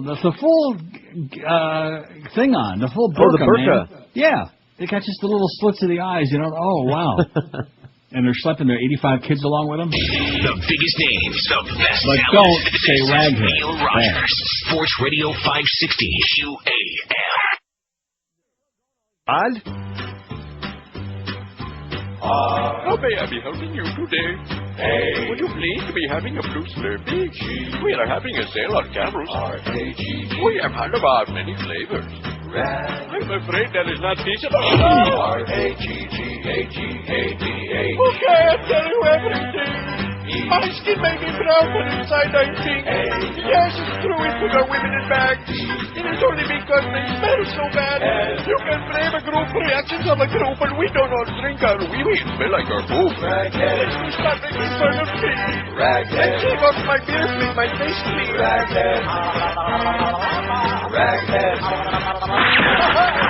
If you'll excuse me now, I'm ready to sing. R-A-G-G-A-K-E-D. Raghead, ah-la-la-la. Raghead, ah-la-la-la. Raghead, ah-la-la-la. Raghead, ah-la-la-la. Raghead, ah-la-la-la. R-A-G-G-A-G-A-D. Raghead. 20 past 11 at 560 WQAM. See, this is the way I look at it, and that is when somebody, although, you know, in the case of the parents, like with the Orthodox Jews, and they make their little kids wear the beanies to school and everything, and the other kids are going, ha, ha, ha, Johnny's got a beanie. Oh, his name probably ain't Johnny, you know, Lenny. Lenny's got a beanie. But in that case, you can't blame the kids, you have to blame the parents. But any adult who, you know, chooses to go out looking like that, you know, like Mo used to say to me, how in the hell have you got the nerve to come to work looking like that? With my baggy pants, you know. Right. And then, of course, I thought to myself, talk about the pot calling the kettle pink. Man, just that piece of his, man, I used to, like, try to slide down the side of his forehead. But nevertheless, you know, when I left yesterday at 2 o'clock, I was thinking to myself, you know, nobody will ever say that Chris Sims doesn't have balls.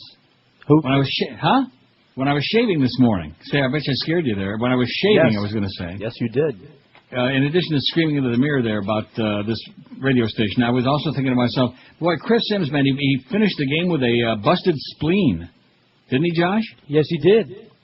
So anybody who's not, I wasn't thinking that at all. Kenny said that this morning before he said that he hated us like poison. I think it's your fault, George. It is. You always do that. You always turn everybody against. Like Mo, I didn't even meet That's Mo, right. and he already, by the time that I even got to lay eyes upon that creature That's the right. first time, you had already turned him into a virulent enemy. I'm the wedge driver. Yeah.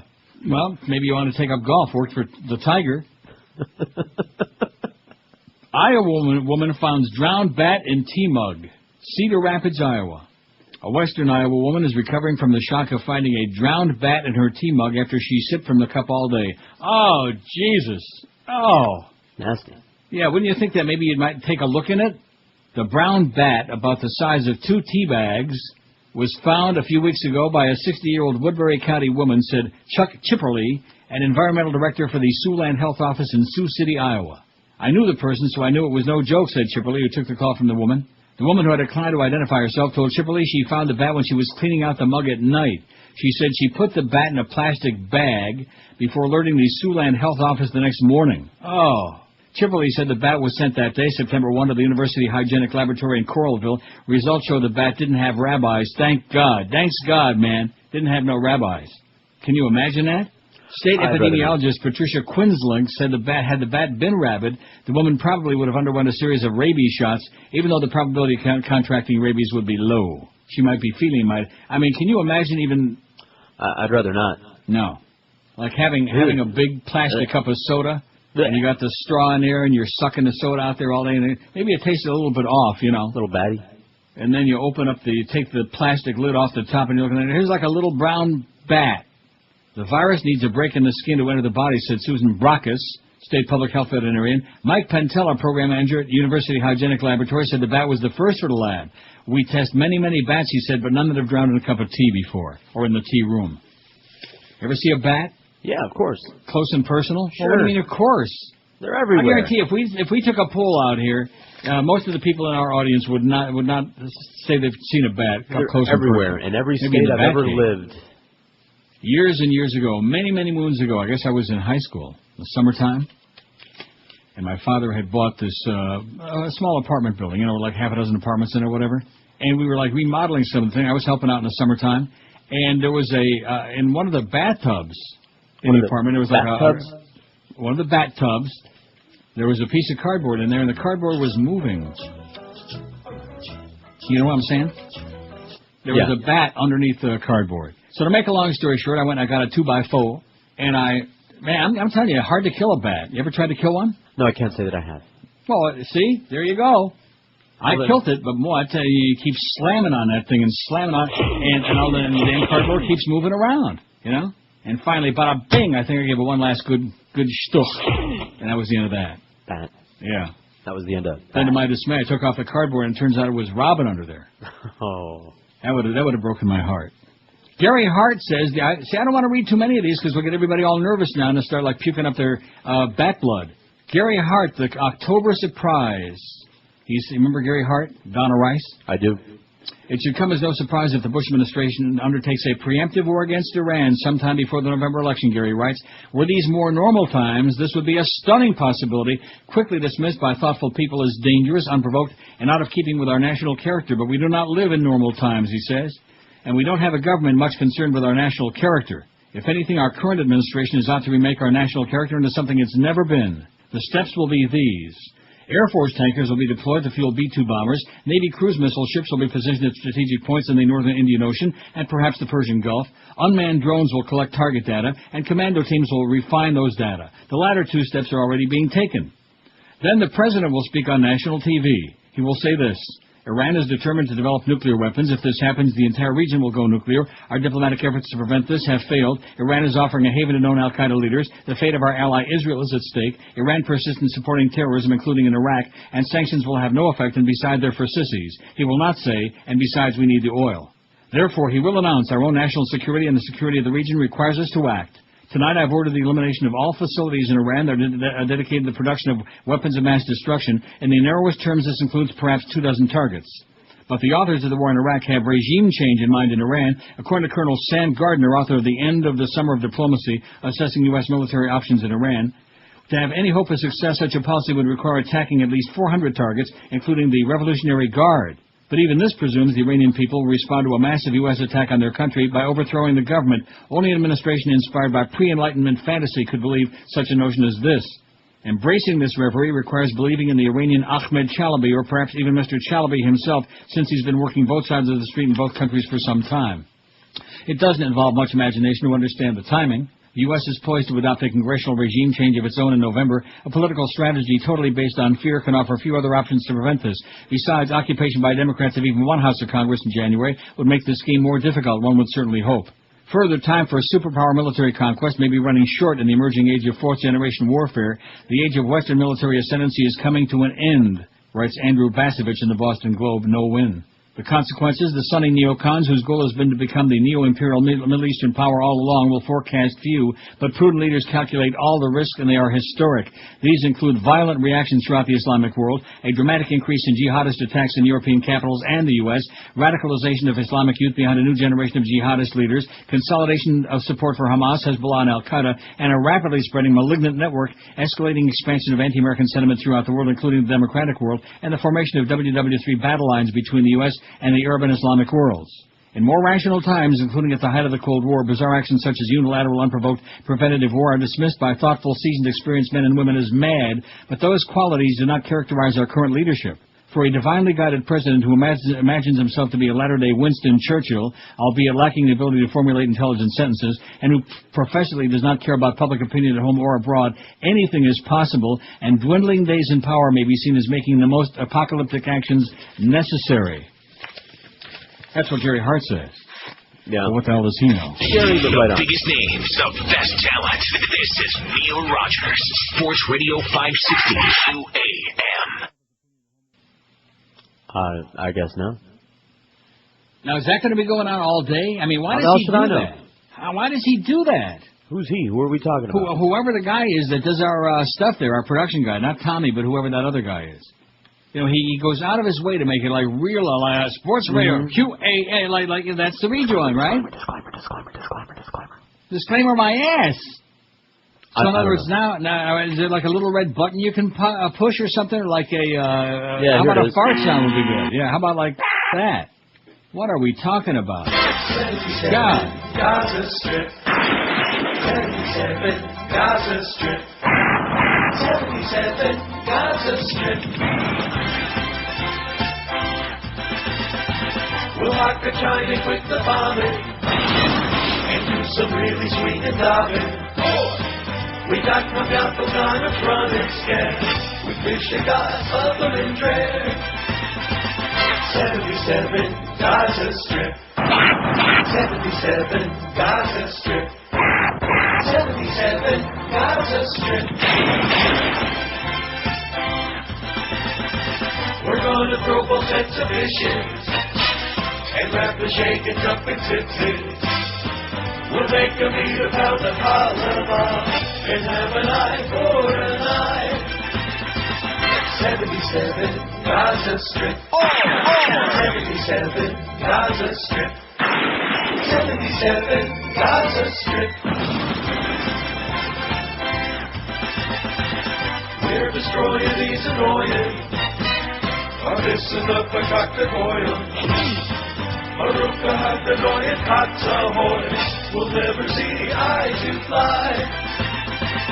77 Gaza Strip. 77 Gaza Strip. 77 Gaza Strip. They just showed them little kids there in Pakistan. They were davening, man. They were rocking back and forth in the madrasas, you know.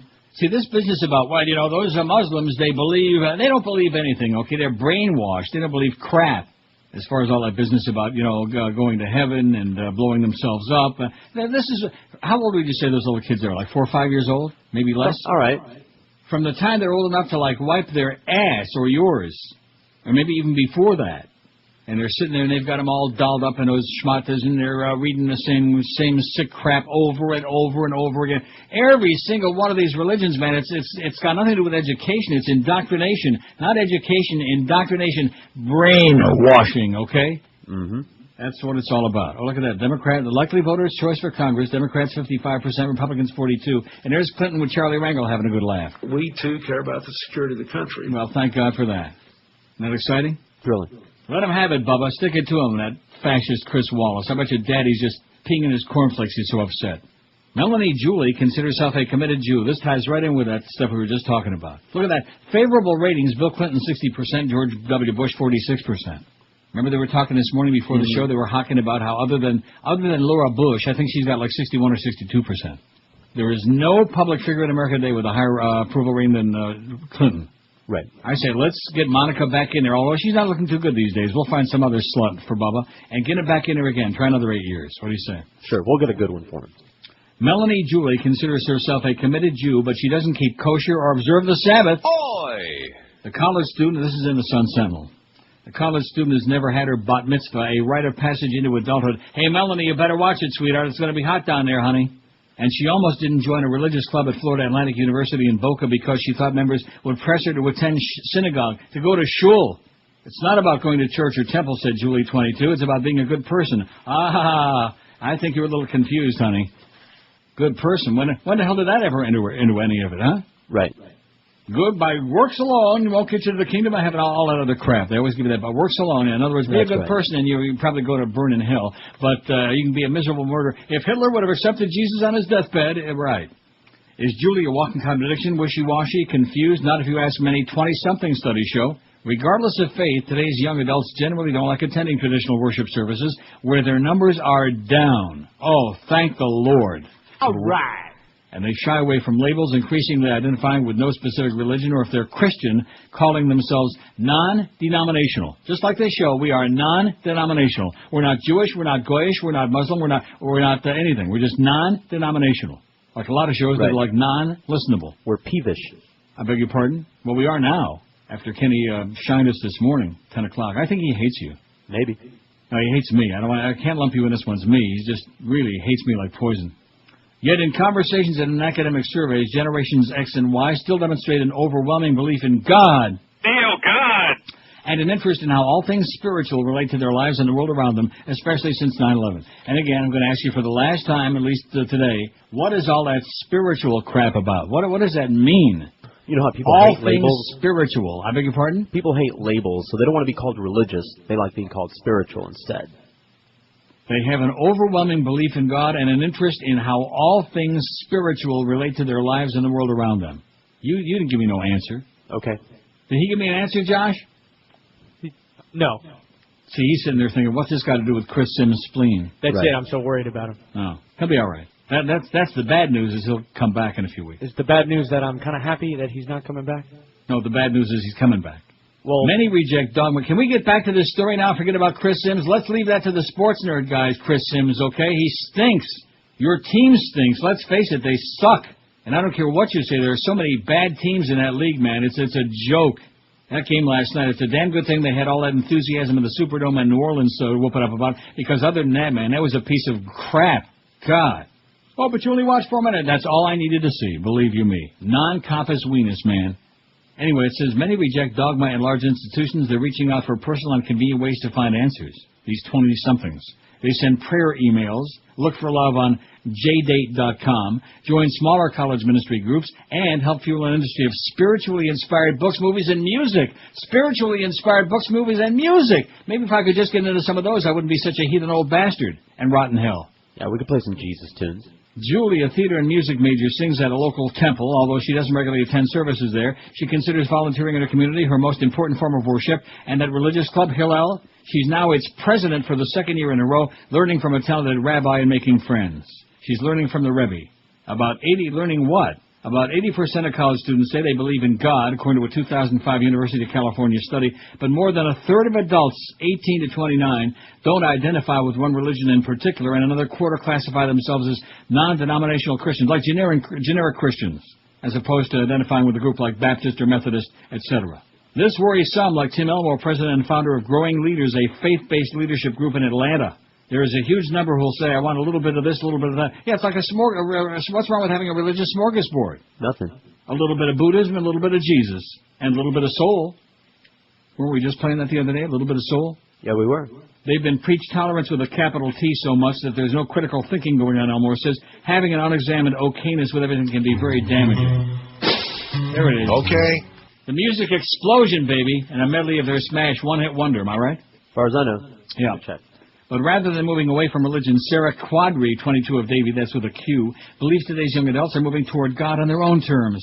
We want to know why we are praying, not just pray to pray, said Quadri, who is Muslim. I went to a religious convention in Tampa, and the majority of people were university students in their late 20s, early 30s, and they were the most intense, writing notes and asking questions. Their aversion to labels is simple. Many do not see religion as a tradition to cut and paste from one generation to the next. They see it as a personal relationship they can tailor to their needs. To me, religion is like a man-made routine, said Uli Fralick-Ciardi, 33, a Christian minister to young adults at a skate park run by Calvary Chapel in Fort Lauderdale. Plenty of people attend church, but are they walking the walk? There you go. If you're going to walk the walk, talk the talk, and squawk the squawk, right? Right. Like this one. And an enduring example. There you go. There's an enduring example of why to stay away from all that crap. Trust me. It'll rot your brain if you ever had one. 18 till noon at QAM. The biggest names, the best talent. This is Neil Rogers, Sports Radio 560 QAM. Caught and shoving. I ain't gonna worship him no more. Neil, God! I've had enough of all the primitive fairy tales and folklore. Absolutely. I'm getting tired of giving money away to all the Christian corporate whores. You can take your God and shove it. Oh! I ain't worshiping him no more.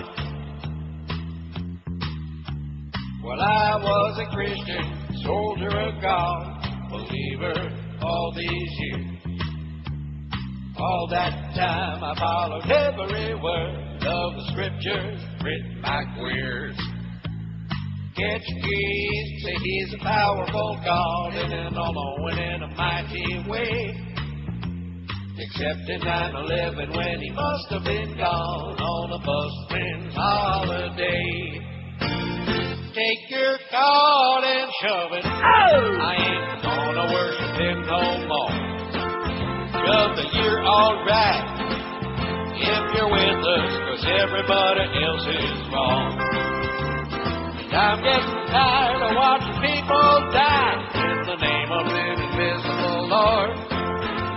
So take your God and shove it. I ain't worshiping him no more.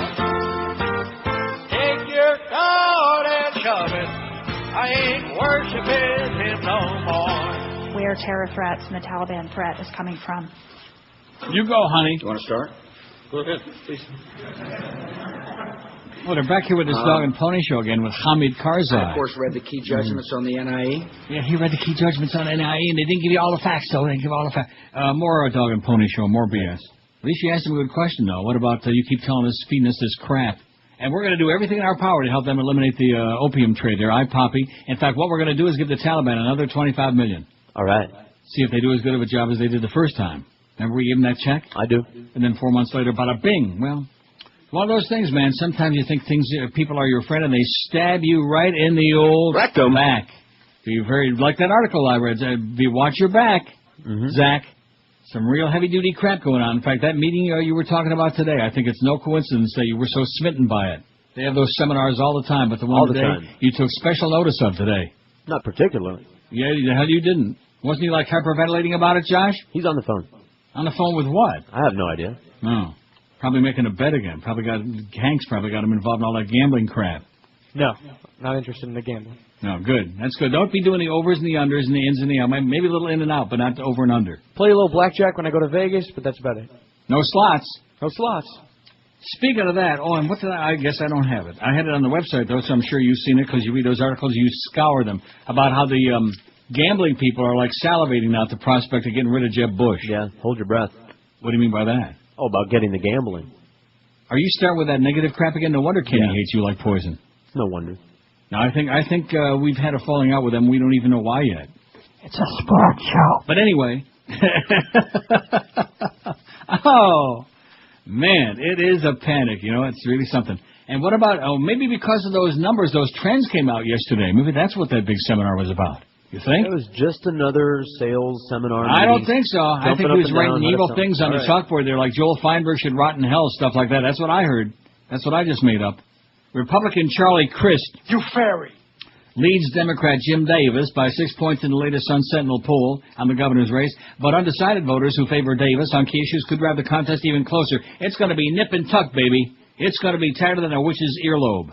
With about 6 weeks, less than 6 weeks left till I bet you it's 6 weeks from today, isn't it? Today's the 26th. Okay. What kind of calendar? Next week is the 2nd. Am I right? I'd have to flip a page. That's 1, the 9th, the 16th, the 23rd, the 30th. 6 weeks from today.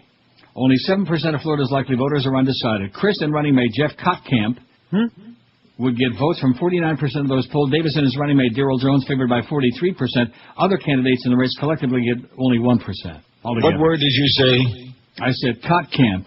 Oh. Davis, a Tampa congressman, could make up grounds on Chris, the state's attorney general, by stressing education themes to appeal to undecided independents, blacks, and women. Many of those voters are leaning toward Davis's stance on public school policies, and many black voters, the poll reveals, are energized by Davis's selection of a lieutenant governor running mate who is black, Darrell Jones. There is no question that this race can tighten, and it probably will, said pollster Del Ali. I wonder if he's kin to Muhammad Ali. The real silver lining for Davis is that voters still don't know much about him. His name recognition is low. Only 59% of voters overall say they don't even have an opinion about who the hell knows Jim Davis. I know Butch Davis. Who? Butch Davis. No, Mac Davis. Right, Mac Davis. I don't like him at all, man. I don't like Mac Davis. Oh, boy. I don't want to hear his crap. God. Davis has a lot more room to grow for people to view him favorably. Once they view him favorably, they can turn into his voters. And, of course, once the public finds out that Charlie Crist is gay. Oh, not Mac Davis. Oh.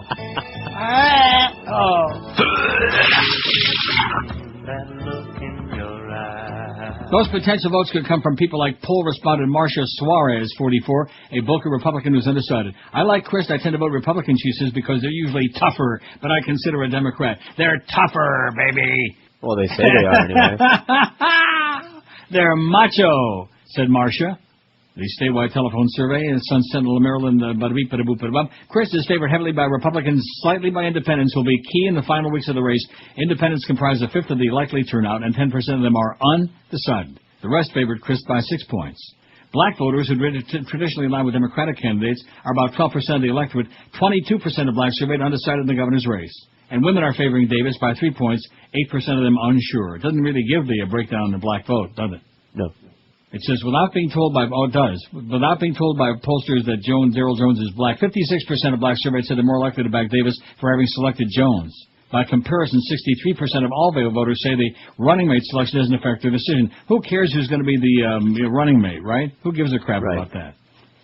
But anyway, they're all whipped up into a frenzy now that we're finally going to get that fat-ass loser Jeb Bush out of there with his dysfunctional family, and maybe won't be standing in the way of everything that people vote for and want. Jesus, God almighty. When are those slots starting already, huh? Today is the 26th of September. What is it, about 40 years ago we had an election and the people in Broward said, yeah, let's go for it. And bada-beep, bada-boop, bada-bop, and beep, beep, beep, beep, beep, and yep, pop, pop, pop, and nothing's going on yet. Good golly, slow as molasses, man. Slow as that old Brer Bear. Remember Brer Bear? Oh, don't start that again. We're some of the South stuff. Don't. And Brer Rabbit, Tar Baby. See, there you go again. You're almost as bad as George Allen. Gosh dang it. Almost. But not quite. But who is? 781 votes. We're going to be close to 1,200 by noon. Not quite, though. If I'd have pushed it. Before I go to the remarks by my brother, President Musharraf, terrorism my brother, my ass. They hate each other like poison. Always pointing the finger at each other. Of course, Musharraf isn't a Unocal oil stooge like Hamid Karzai is, though. But he'd like to be. And Musharraf's brother isn't one of the drug warlords in Afghanistan. But Musharraf, though, is a dictator. Anyway, speaking of him, the U.S. Central Intelligence Agency, remember I had that article about the CIA and the ISI from Pakistan, how they're in bed together and all this other crap? Yes. The U.S. CIA paid Pakistan millions of dollars for handing over more than 350 suspected al-Qaeda terrorists to the U.S., Pakistani President Pervert Musharraf has said. Well, I'll tell you, he's blurting out some heavy-duty crap lately. I'm surprised they haven't offed him yet. You know it? Yeah. Just wait. The assertions come in the military ruler's upcoming memoir, In the Line of Fire, serialized in the Times newspaper. That's the Brit Times. Musharraf doesn't reveal how much Pakistan was paid for the 369 al-Qaeda suspects he ordered should be handed over to the U.S. The newspaper said, noting, however, that such payments are banned by the U.S. government. They're illegal, but they did it anyway, of course.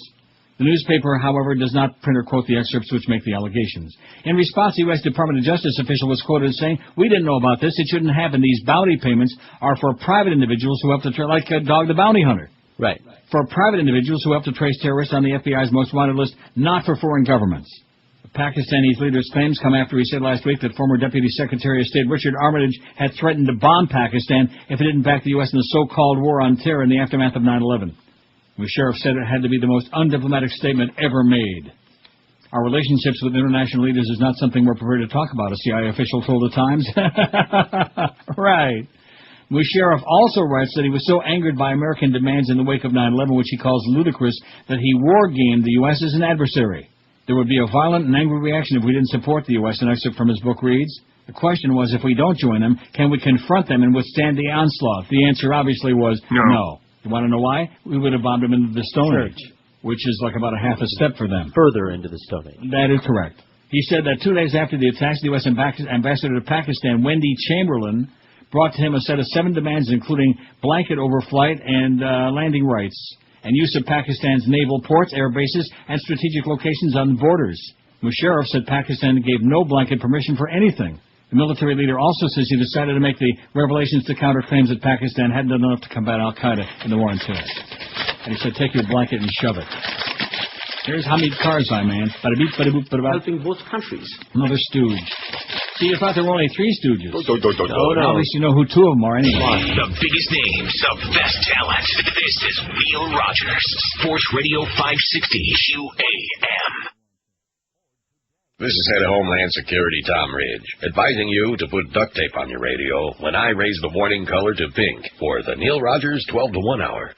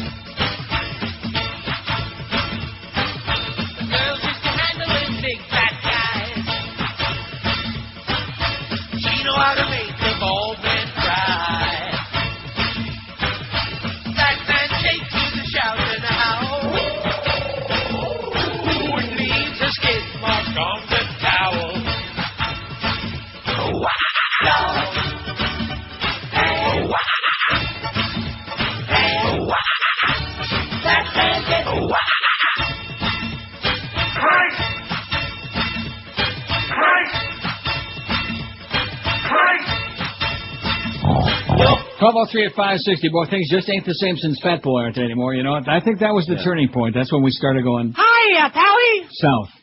Don't you? 1,200 votes on the poll, though. Man, if that poll is any barometer, we're hotter than a witch's nostril. You know what? All right. Fire-breathing show. Too bad Kenny has turned on us, though. It's a sports show. Anyway, former NATO commander Wesley Clark told Kentucky Democrats yesterday that President Bush has been there. Remember Wesley Clark, who ate all those meals at the deli den? I do. Didn't help. No. Go on his telephone, they told him. He said, I'll have another corned beef. He said that President Bush has been derelict in his duty as commander-in-chief. How about some good kishka, man? That would do it for you, Wes. Speaking to a gathering at the Kentucky Democratic Party's second annual Family Day event in Frankfort, Clark said former President Bill Clinton warned Bush personally during the presidential transition about Osama Yamama. For 8 months, Bush did nothing. Nothing. No plan, no action, no diplomacy, no intelligence, no meetings, Clark said. Clark also said Bush has mismanaged Iraq and blocked efforts to impose accountability. No. The truth is the Republicans have got us stuck in a mess and they don't have any way out, Clark said. Democrats have proposed turning over the country to the Iraqis and starting troop withdrawal this year, Clark said. They also support stronger diplomatic efforts in the region and efforts to provide sufficient equipment and armor for the troops, he'd be saying. Clark, who ran for president in 2004, said after his speech that with the elections coming in November, too early to talk about whether he's interested in the 2008 presidential race. His appearance at Family Day began a 2-day Kentucky trip during which he'll campaign with candidates for the State House and Senate and congressional candidates as well. Between 750 and 1,000 people attended the event yesterday. State Senator Julian Carroll wasn't deterred by the weather, which kept many people home. He said he used a farm tractor to plow through 3 feet of water standing in the floodplain between his house and the main road. You can see evidence of it when you look at the mud right there on my leg, Carroll said, pointing to a brown blotch on his pants. Oh, no. Oh, there's nothing more dangerous than a politician with a brown blotch on his pants, believe me. Rectum. Like this one. Great Britain. Yeah, there you go. I think that's where he got his. 1202 on the poll, man. That's pretty heavy duty. If you're just joining us, it's a very impotent poll. You believe me? No. But it's a good one, though, from Sean. Thank you, Sean. Who has history been most kind to? Ronald Reagan, 545, 45.2%, whatever it is. Ronnie Reagan. Miserable. And, once they ran out of that Kiwi shoe polish, that's when we never saw him no more. I don't think he had no Alzheimer's at all when he came right down to it. I forget. They ran out of shoe polish. Ronnie Reagan, 545. Abe Lincoln, 137. Now, wouldn't it have been something if Abe Lincoln could have seen some of those Ronnie Reagan movies instead of that awful play? Maybe he'd have lived. Yeah, he probably would have wanted to die. The Pilgrims, 126. Now, who is it? John Aldrich, Priscilla Aldrin, what is it? Buzz Aldrin. All of them. No, seriously. Who are the Pilgrims? Give me some names. I don't know. Well, that's what I'm saying. We learned all that crap in school, but, now see, if they would have just had us rocking back and forth with those schmatas on, we'd have that emblazoned in our brains forever. Sure. Just like all these poor little Muslim kids, man. And all you parents out there that are indoctrinating and brainwashing your kids with your own particular brand of poison and bullcrap, let me tell you right now, don't be pointing at those people, okay? They're no different than you are. They're just snappier dressers, that's all. Yeah, but the Muslims are violent and the Christians aren't. Right. Yeah, that's what the Pope said. Boy, you talk about backtracking. Holy moly, man. All of a sudden, the Muslims are wonderful. He loves everybody. Oy vey. Yeah, right. Who the hell is he kidding, this freaking Nazi Pope? The Pilgrims, 126. History treated them much too kindly. Old Joe Kennedy, 83. What a crook. I hate this poll, 63. 5.2%. Boy, a lot of hate in the air. I bet you Kenny and Bo voted for that. They hate you. What did you do to them? Huh? You kept saying it was a sports show or something like that. Oh. Henry Ford, 48. Robert E. Lee, 48. Ever see the two of them together? Not lately. Charles Lindbergh, 44. Not only a virulent anti-Semite. It's really interesting. I guess it's not all that interesting, but everything is relative, you know what I mean? Sure. As you look back through history, like Roosevelt, he was a virulent anti-Semite, and you remember the ship to St. Louis, and the Nazis, they came from Europe, and they were desperate, and people said, no, don't land here, and then Roosevelt said, get out of here. Remember that? Right. Just like he was a virulent anti-Semite. But everything is judged within its time, like racists. They were all racists. Everything was within its time, which isn't an excuse for it, but that's just, it was the common practice, Like when George Allen was using the N-word in the South. Everybody else was using it, too. He just lies about it, that's all. Yeah, and it was in the right time, yesterday. Right, last week. Henry Ford, 48. Charlie Lindbergh, who killed his kid, 44, and then put everybody... And then they killed that poor Bruno Hauptmann, man. That's bad. They executed his ass. I know. That was Who do you think was more guilty, Bruno Hauptmann or the Rosenbergs? Or Molly Goldberg? Or the Bilderbergers. Harry Truman, 36. Oh, build a better burger. That's what I'm working on. Pope Pius XII, 31. Henry Kissinger, 16. Should have a lot more. Arthur Godfrey, 14. He finally got a couple more. Probably some of the Orthodox. And Lyndon Johnson, only 12. Spelled wrong, by the way. Lyndon. But that's what happens when you give an assignment to, George. Lyndon, Lyn. Like in Barry Lyndon, man, with Ryan O'Neal. Wasn't he in Barry Lyndon? I didn't see it. Thank God. I don't like Ryan O'Neal. Okay. I saw Love Story. It was pretty boring. Ray Milland was in it, though. He played bald-headed daddy. You notice how daddies in those movies generally are the bastards? Yeah. And that's probably because it's true, Now, if there's going to be one parent, of the two that's generally a real hard-hearted bastard, it's usually the father. Usually. Yeah, I can speak from experience. And then again, in your case... It was both. See, if you would just tell Kenny that, maybe he wouldn't hold such a grudge against you. Ian Urbina in the New York Times writes, officials wary of electronic voting machines. Urbina. A growing number of state and local officials are getting cold feet about electronic voting technology, and many are making last-minute efforts to limit or reverse the rollout of the new machines in the November elections. When you vote this next month, folks, month and 6 weeks, whatever it is from today, make sure you're voting on a good machine. In fact, just pretend you're in Vegas. Pretend you're in a casino and say, hey, listen, I want to vote on the good machine, man. I want to register to vote the way I intended, not the way somebody else wants it, some right-wing Nazi. Less than 2 months before voters head to the polls, Governor Robert J. Ehrlich, Jr. of Maryland this week became the most recent official to raise concerns publicly. Mr. Ehrlich, a Republican, said he lacked confidence in the state's new $106 million electronic voting machine and suggested a return to paper ballots. That's what they do in Canada, by the way, paper ballots. I'd like that. Good. Old-fashioned, but you know what? Works every time. And not only that, but when you finish voting, you know who you voted for. Dozens of states have adopted electronic voting technology to comply with federal legislation in 2002 intended to phase out old-fashioned lever and punch card machines after that hanging chads crap in Florida after the 2000 election. when Bush stole Florida and stole the country and stole our whole everything. He stole it. But some election officials and voting experts say they fear that the new technology may have only swapped old problems for newer, more complicated ones. Their concerns became more urgent after widespread problems with the new technology reported this year in primaries in Ohio, Arkansas, Illinois, Maryland, and elsewhere. This year, about a third of all precincts nationwide are using electronic voting technology for the first time, raising the chance of problems at the polls as workers struggle to adjust to the new system. I think there's a good reason for concern heading into the midterm elections, said Richard Celeste, Democrat and former Ohio governor, was co-chairman of a study of new machines for the National Research Council with Dick Thornburg, Republican and former governor of Pennsylvania. You have to train the poll workers, Celeste said, especially because many of them are of a generation for whom this technology is especially a challenge. In other words, they're older than Methuselah, especially in Florida. Methuselah's grandparents are likely to be the poll workers for you. They schlep them in. They have to bring their walkers with the wheels on in for them so they can get to the right spot.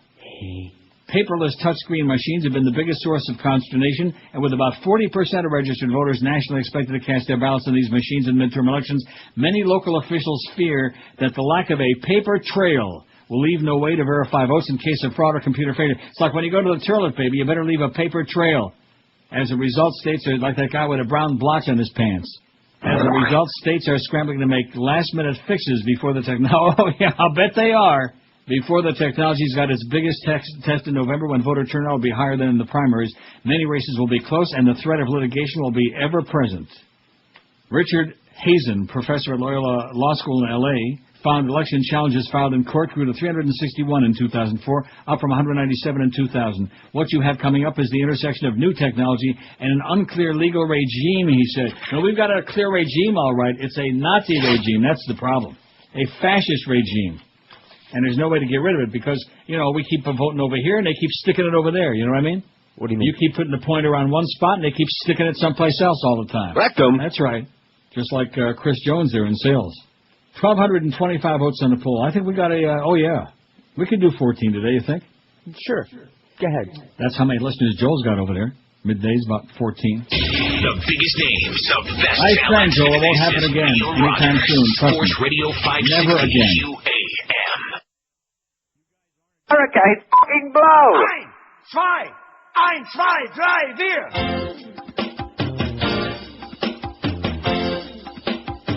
Well, did you hear about the Muslims and what they've done? They set fire to some churches. They shot and killed a nun. They say they're not really violent. They say they're not really mean. All those Muslims are mad at Benedict 16. Benedict 16.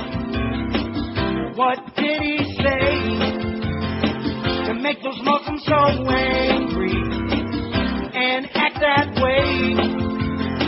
Maybe it's because he's from Germany. He ties his shoes in little Nazis. Benedict 16. Now they're protesting in Kashmir. They're all going insane. It's the Prophet Muhammad. They say the Pope defamed. All over the Middle East, they're burning effigies. All those Muslims are mad at Benedict 16. Oi! All those Muslims are mad at Benedict 16. 20 past noon, man. He's backtracking heavy duty. Don't trip down in nice red slippers. That would be bad. I got a long commentary by Keith Olbermann, but I better not read it. It's too long. Uh-oh. Where he says Bush is a coward. Yeah. Textbook definition of cowardice, commenting on Bill Clinton's Fox News interview. Should I read it? It's too long. I think you should read it. Josh? Yeah, definitely. No wonder Kenny hates us like poison, huh? What's this got to do with Chris Sims and his spleen? Aren't you thinking about that a lot? Who? Yeah, I'm hoping that he doesn't come back. Yeah, exactly. You're not thinking that he's got a big pair, are you? You think that he sucks. And you know what? You got a good point. And his daddy, you know something? I think they ought to take that spleen out and stick it in Daddy's mouth. Shut him up a little bit. Man, oh man. That'd be a good poll someday. Who's the biggest motor mouth of all of them? But they're all motor mouths. Joe Namath, John Madden, who I used to like until this season, but he's just out of control. Theismann, you mean, yeah. Who did I say? Name it. Oh, him also. Joe Theismann, but he could sure play. Joe Theismann, John Madden, Denise Potvin, Phil Simms. Oh, my, there's so many. So Chris many Collinsworth. Ooh, evil. There's an evil one. Ugh. When do we got to get? Is he going to be on with Ira doing a basketball football segment pretty soon? Just wait for it. Wait for it. I'm sure it's going to be sponsored too. That'll be good. At least they're selling something, man. It's the other 20 hours. They're not selling this show. Keep it up that way. That way we stay out of your hair and you stay out of ours. Just keep the checks coming. That's what I was screaming as I was shaving this morning in the mirror. Just keep the checks coming. Leave me alone. That's all. Leave us alone. We've done our thing. You know what I mean? I've done my thing 30 years. Now if we get like 1 shares, let them worry about the rest of the day, okay? Let the morning show get a 10 share. Let the guys in the afternoon get the big numbers in there, the Mad Dog and the Humper. Let them hold up their end of it, okay? I'm an old man, like Joel would say, with a real sore back. It isn't sore yet, but once they start falling on me, depending on who they are. Keith Olbermann said, now, if you would have gotten me reading this, I'd be done with it already. It's long. It's too long. Stop distracting him, Josh. Page after page. Yeah, he's talking as Chris Sims crap and trying to distract me about Boat Camper said something about faggots. A textbook definition of cowardice by Keith Olbermann. The headlines about them, of course, are entirely wrong. It's not essential that a past president, bullied and sandbagged by a monkey posing as a newscaster, finally lashed back. It's not important that the current president's portable public chorus has described his predecessor's tone as crazed. Our tone should be crazed. The nation's freedoms are under assault by an administration whose policies can do as much damage as Al-Qaeda. The nation's marketplace of ideas is being poisoned by a propaganda company so blatant that Tokyo Rose would have quit. Nonetheless, the headline is this. Bill Clinton did what almost none of us have done in 5 years. He has spoken the truth about 9/11 and the current presidential administration. At least I tried, he said of his own efforts to capture or kill Osama. That's the difference in me and some, including all the right-wingers who are attacking me now. They had 8 months to try. They did not try. I tried, he said. Well, we already heard that. Still got the tape, by the way. It's on here somewhere. Asked plenty of questions. You didn't ask that, did you? Tell the truth, Chris. Tell the truth, Chris, you lion sack, you fox flunky. Thus, in his supposed emeritus years, Mr. Clinton has taken forceful and triumphant actions for honesty, and for us, action as vital and courageous as any of his presidency, action as startling and as liberating as any by anyone in his last long 5 years. The Bush administration did not try to get Osama bin Laden before 9/11. The Bush administration ignored all the evidence gathered by its predecessors. The Bush administration did not try to understand the daily briefing entitled Bin Laden Determined to Strike in the U.S. The Bush administration did not try. Moreover, for the last 5 years, 1 month and 2 weeks, the current administration, and particularly the president, has been given the greatest pass for incompetence and malfeasance in American history, writes Keith. President Roosevelt was rightly blamed for ignoring the warning signs, some of them 17 years old before Pearl Harbor. President Hoover was correctly blamed for, if not the Great Depression itself, then the disastrous economic steps he took in the immediate aftermath of the stock market crash. Even President Lincoln assumed some of the measured responsibility for the Civil War, though Southern secession had begun as early as 1832. But not this president. To hear him bleat and whine and bully at nearly every opportunity, one would think someone else had been president in 9/11 or the nearly 8 months that preceded it. That hardly reflects the honesty nor manliness we expect of the executive.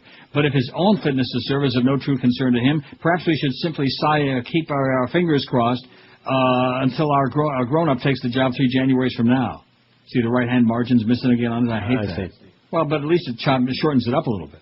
After 5 years of skirting even the most inarguable of facts that he was president of 9/11 and he must bear some of the responsibility for his and our unreadiness, Mr. Bush has now moved unmistakably and without conscience or shame toward rewriting history and attempting to make the responsibility entirely Mr. Clinton's. Of course, he's not honest enough to do that directly. As with all other nefariousness and slime of this, our worst presidency since James Buchanan, he's having it done for him by proxy, thus the sandbag effort by Fox News Friday afternoon. Consider the timing. I think I should break at that point, because it's long, man. Okay. It's about 600 pages on and on. Play the audio, you know. Could. Let Keith do it. Should we do that? If you want, I'll load it up during the No, break. but then it'll start all over again. Gee, we wouldn't want that. That would kill even more time. I don't want to kill time, okay? I want to save the world. Okay. You believe me? No. Oh. No, I don't want to start all over again. That's a tune-out. That would be like putting on that damn Hurricane FSU crap. You know something? It was just dawning on me yesterday when I was thinking about Chris Sims' spleen. Yeah. And this trend doesn't even reflect the day that we gave away. The day we gave away, we said to everybody else in the market who has a commercial radio station, here you guys go. We're shutting off for 24 hours. Overwhelmingly, the audience has said, are you people crazy? A 24-hour tailgate party with those awful Hurricanes who lost the game anyway? to like a marginal, not a little girls team, like maybe an adolescent girls team. Would that be fair for FSU, Josh? A young ladies team. Yeah, this year, okay. Yeah, pretty weak. 24 hours. And keep in mind, we're the bad guys, because we don't want to be a party to that crap. We're the bad guys. We're the evildoers. We're the ones who are always peeing in the soup. Us. Me. You guys. Because we absolutely are hard asses and we refuse to go along with the pogrom. That's it. That's what it boils down to. That's why in a couple of weeks we're all going to be on the outside looking in. Chris Moore is coming back to do middays in 2 weeks. The biggest names of best talent. This is Neil Rogers, Sports Radio 560 QAM. Nobody's ever suggested that the attacks of September the 11th were ordered by Iraq. There's something slimy and sinister in business class. Yeah, we know. Something evil and venomous. All right, we know. Something so terrifying it's... Yeah, we get it. Snakes. Ooh. No, it's John Mark Carr on a plane. Yes, I get it. It was an accident. Stewardess, more champagne, please. John Mark Carr on a plane, now showing on every cable news channel. 12:32, 28 till 1. We got Mad Dog coming up at 2 o'clock. Don't forget that big power hour, baby. 4 to 5, Mad Dog and the Humper together in stereo. I bet you that takes a big cheer, you know. Humper between 5 and 6:30, and then we got the Marlins and the Reds, followed by the Eddie Kaplan Show. That's our award-winning lineup. And don't forget Kenny and Bo in the morning, who hate us like poison. Not Bo, but Kenny. And only you would know why. Okay. Anyway, can I get back to Keith's article? Now, do you want to play it? Oh, now you tell me. What? You know how long it takes to load this thing? Why is that? Why? I can load it in like 20 seconds. So in other words, you're not going to play it? Well, the reason I say that is because the right-hand margin on mine, and I don't have time to print this whole thing out again. It's long. Let's see how long it loads. How long it takes. How long it loads?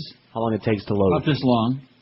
How long is the load? This is a great commentary. And then against Keith Olbermann, who is beloved by our audience and who does a much better job of reading from the teleprompter on MSNBC than I'm going to do sitting here, hunched over like some old Jew fag hunchback, you know. Are you loading it? Yeah, it ain't going anywhere. Before that, they ought to take a look at Tom Brady there in his jockstrap on our MySpace.com page. So that's from Saturday Night Live. How the hell did I miss that? That must be old, huh? It ain't going to play, so keep reading. It's not going to play? It's not going to play. Well, why not? Because it's a piece of What, have you got some kind of a horseball computer there? Yeah, well, no, it wants me to load some software where it's hosting it from. So. Oh, my God. After 5 years of skirting even the most inarguable of facts, that he was president on 9/11 and he must bear some responsibility for his and our unreadiness, Keith Olbermann says, Mr. Bush has now moved unmistakably and without conscience or shame toward rewriting history and attempting to make the responsibility entirely Mr. Clinton's. Of course, he's not honest enough to do that directly, as with all the other nefariousness and slime of this, our worst presidency since James Buchanan, he's having it done for him by proxy. Thus, the sandbag effort by Fox News Friday afternoon. Consider the timing. The very weekend, the National Intelligence Estimate would be released and show the Iraq War to be the fraudulent failure that it is, not a check on terror, but fertilizer for it. The kind of proof of incompetence for which the administration and its hyenas at Fox need to find a diversion and a scapegoat. It was the kind of cheap trick which would get a journalist fired, but a propagandist promoted. Promised to talk of charity and generosity, but instead launched into the lies and distortion which the authoritarians among us attack the virtuous and reward the useless. And don't even be professional enough to assume the responsibility for the slanders yourself. Blame your audience for emailing you the question. Mr. Clinton responded, as you've seen. He told the great truth untold about this administration's negligence, perhaps criminal negligence about bin Laden. He was brave. Then again, Chris Wallace might be braver still. Had I in one moment surrendered all my credibility as a journalist and been irredeemably humiliated as he was, I would have gone home and started a new career selling seeds by mail. The smearing by proxy, of course, didn't begin Friday afternoon. Disney was first to sell out its corporate reputation with the path to 9/11. Of that company's crimes against truth, one needs to say little. Simply put, someone there enabled authoritarian zealots to belch out Mr. Bush's new and improved history. The basic plot line was this.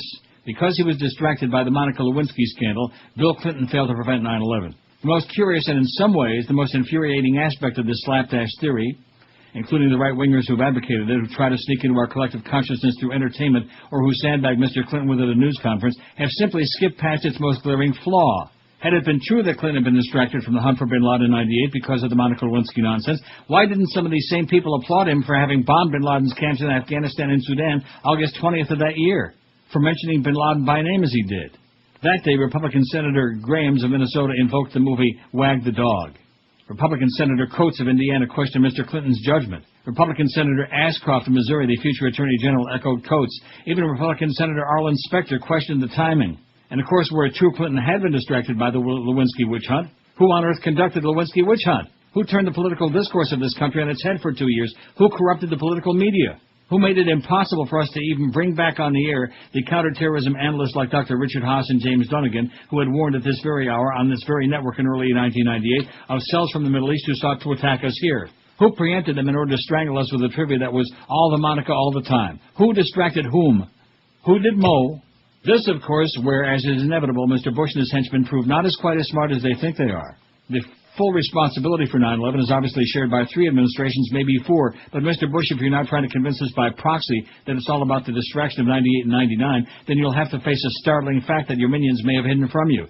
The distractions of 98 and 99, Mr. Bush, were carefully manufactured and lovingly executed not by Bill Clinton, but by the same people who got you elected president. Thus, instead of some commendable acknowledgement that you were even in office on 9/11 and the lost months before it, we have your sleazy and sloppy rewriting of history designed by somebody who evidently read the Orwell playbook too quickly. Thus, instead of some explanation for the inertia of your first 8 months in office, we're told that you have kept us safe ever since, a statement that might range anywhere from 0 to 100% true. We have nothing but your word, and your word has long since ceased to mean anything. And, of course, the one time you've ever given us specifics about what you kept us safe from, Mr. Bush, you got the name of the supposedly targeted tower in Los Angeles wrong. Thus, it was left for the previous president to say what so many of us have felt, what so many of us have given you a pass for in the months and even the years after the attack. You did not try. You ignored the evidence gathered by your predecessor. You ignored the evidence gathered by your own people. Then you blamed your predecessor. That would be a textbook definition, Mr. Bush, of cowardice. To enforce the lies of the president, it's necessary to erase the truths of the past. That was one of the great mechanical realities Eric Blair, writing as George Orwell, gave us in the book 1984. The great philosophical reality he gave us, Mr. Bush, may sound as familiar to you as it has lately begun to sound familiar to me. The party seeks power entirely for its own sake. We're not interested in the good of others. We're interested solely in power. Power is not a means, it's an end. One does not establish a dictatorship to safeguard a revolution. One makes the revolution in order to establish the dictatorship. The object of persecution is persecution. The object of torture is torture. The object of power is power. Earlier last Friday afternoon, before the Fox ambush, speaking in the far different context of the closing session of his remarkable global initiative, Mr. Clinton quoted Abraham Lincoln's State of the Union address from 1862. We must disenthrall ourselves. Mr. Clinton didn't quote the rest of Mr. Lincoln's sentence. He might well have. We must disenthrall ourselves, and then we shall save our country. And so as Mr. Clinton helped to disenthrall ourselves and perhaps enabled us, even at this late and bleak date, to save our country, the free pass has been withdrawn, Mr. Bush. You did not act to prevent 9/11. We don't know what you've done to prevent another 9/11. You have failed us, then leveraged that failure to justify a purposeless war in Iraq, which you have all too soon claimed more American lives than did 9/11. You have failed us anew in Afghanistan, and now you've tried to hide your failures by blaming your predecessor. And now you exploit your failure to rationalize brazen torture, which doesn't work anyway, which only condemns our soldiers to waterboarding, which only humiliates our country further in the world, and which no true American would ever condone, let alone advocate. And there it is, Mr. Bush. Are yours the actions of a true American? Fairly a marginal did a fine reading, job. Nah, did I really? Yes, you did. Well, considering that half of the article's chopped off on the right-hand side. I know I should have done it on, on Firefox. Firefox. Printed it sideways, upside down, backward. You can have them both open, and just use one for one thing and the other for the other thing. Well, I don't want to do all of that, okay? I don't want to keep them both open. How do you like that? All right. Mr. Smarty Pants, Mr. Computer Expert. My pants are very smart. Well, I saw the brown splotch. Probably when you walked by that sales meeting this morning. Saw Chris Jones in there. Ba-da-beep, ba-da-boop, bop, beep, beep. Hey, maybe he's one of your neighbors up there in North Carolina. He might be. Could be. He's down here now. Sounds like one of your kind of crowd. 1289 we got, man. And, of course, like I said, he's picking up right where his predecessor left off. Hide and seek. He like did stick his head in, last hour, but I told him... Well, did you chop it a little bit? I chopped it. Did you put it in the guillotine? What we're gonna do is we're gonna have the Neil Rogers guillotine. If it was good enough for them frogs, man, it's good enough for us. If it was good enough to chop Marie Antoinette's head off, let's start chop. That's right, just like Mo, huh? We'd only had that guillotine a little bit sooner. 1,290 votes, 1290 WGVA. What is 1290? 1290 was that the JNO? I think JNO was 1290, or was. Boy, oh boy, those were the days. 31 years ago, man, 1975, that year in West Palm Beach, never to be forgotten. Do you know I broadcast West Palm Beach Expos baseball, Josh? Do you know that? I did not know that. Yes, I did. Had some pretty good interviews, too, for my sports show. I had Milo Hamilton in there, despised by many. I thought he was a pretty good guy. Chuck Thompson, the late Chuck Thompson, the great Chuck Thompson, voice of the Orioles and Washington Senators 100 years ago. Boy, he was good. He was a really great broadcaster, Chuck Thompson. See, the good people are the dead people. Isn't that what Don Bellamy said? Now, did you see Fatso, or did I dream that? Oh, yeah. You sent that to me. It was good, huh? Yeah, it was funny. Yeah. A lot of crying. But very funny. Yeah, but now you understand some of the drop-ins, like... Get the honey, Junior. And especially... You ate the oni! Yeah, that I was a little confused about. Yeah. Well, it was Anthony, and he ate the oni. Ate the oni. O-N-Y. Well, it was a big chunk. Big piece of cake. Oh, that sounds good. Don't No, let me go eating today. No. Unless it's meat cake. And I'm going to sue these bastards, man. 196.4. I haven't weighed that much in years, ages. My weight stays basically between like 188, 193, which, it's not great, but for me that's not so bad for a fat old turd. But didn't you say Monday you were 190? Now, what did you drop? Like, gain 6 pounds in a day? No, not this past Monday I wasn't 190. Maybe you're thinking late last week. No, not this Monday. Maybe Friday. Oh, hey, listen, I had enough yesterday to fill up a bathtub, okay, including that pint of Ben & Jerry's Coffee Toffee Crunch. And you know something? It wasn't even good. It wasn't even good. Ain't that usually the way it works? No, I'm so depressed about this place, and I'm looking in the mirror, and I'm thinking to myself, stop already. Just take the paycheck, okay? You got them potty trained now. They sent it early. No, seriously, I told you back in January, man, you can't fool this old queen. I'm telling you right now, I can smell this crowd from a mile away. I know what they're up to. The best news that they can give you right now is for Joe Bell to walk in there at 2 o'clock and say, here's a big check for everybody. Neil's getting his buyout where we just sold the place, okay? Good luck to all you guys. Going to pay off Josh on his contract? Yeah. Hey, Eric put that Keith Olbermann thing up. Nice going, Eric. God bless Eric, okay? Instead of listening to me bumble and fumble through. In fact, I'll even watch it myself and hear how a real great, he's got that great stentorian voice. Keith Olbermann's just fabulous. I never really knew he had it in him, you know? It's times like these that bring out the best in people. Or that is correct. These are the times that try men's souls. What were you going to say? Holes. Oh. 12:43 at QAM. Hey, listen, these are also like it's the middle of hurricane season, baby. It may only be September 26th, but we got a long way to go. We got all of October and into November. So don't count your chickens before they hatch. It's time you took the stress and worry out of last-minute hurricane preparations, which so many people get caught short doing, like during Wilma. The Hurricane Shutter Outlet manufactures easy-to-use accordion shutters, and now they provide you with expert installation, too. Call them at 954-237-7083 and get the protection for you and your whole family that you ought to have. They feature roll-downs, accordions, panels. Just let the Hurricane Shutter Outlet custom make or even install those shutters for you. Call them right now, 954-237-7083, and get on your way to top-notch protection. The Hurricane Shutter Outlet is family-owned and operated. They are licensed, insured, and Dade, Broward, and Palm Beach County approved. They stock all sizes of clear polycarbonate hurricane panels and aluminum panels, cut to your specifications, are ready for pickup, or they'll deliver them to you. And like I said, if you want, they'll even install them for you. The public and all contractors are welcome. Major credit cards accepted. And when you call or stop by, be sure and mention old Neil, because if you tell them that Neil sent you by, you'll get $100 off on a minimum order of 350 square feet. What's not to like? Hurricane Shutter Outlet. Call 954-237-7083 or just log on to their website, hurricaneshutteroutlet.com. The biggest names, the best talent. This is Neil Rogers, Sports Radio 560 QAM. This is Joe Bowen, the voice of the Toronto Maple Leafs, and you're listening to the Hockey Authority, Neil God. Patricia McGillicuddy is a real Geico customer, not a paid celebrity. So to help tell her story, we hired an actual celebrity, Mr. Mel Gibson. I was on my way to Sunday dinner with the family when I accidentally hit a cow. I wonder if it was a Holstein cow. Hey, Holstein sounds Jewish. I called Geico expecting to get a recording, but someone was there to help me. Yeah. You know something?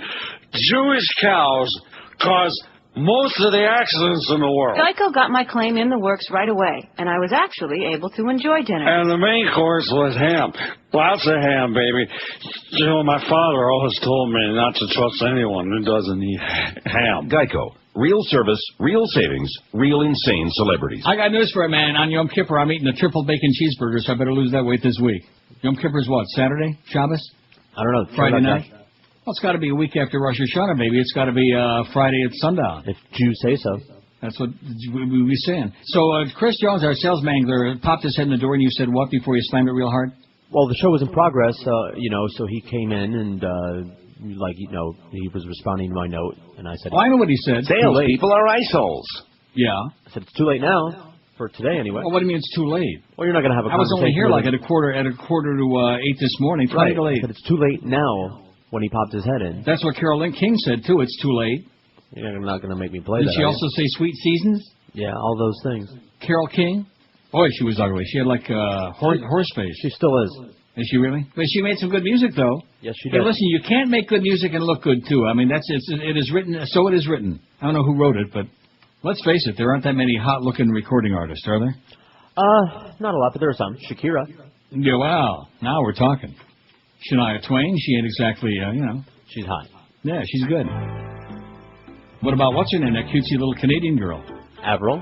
Avril Lavigne. I like Sounds Avril. Jewish to me. Jessica She's not. Simpson's smoking hot. I mean, one of these days she might make some music. I said singers.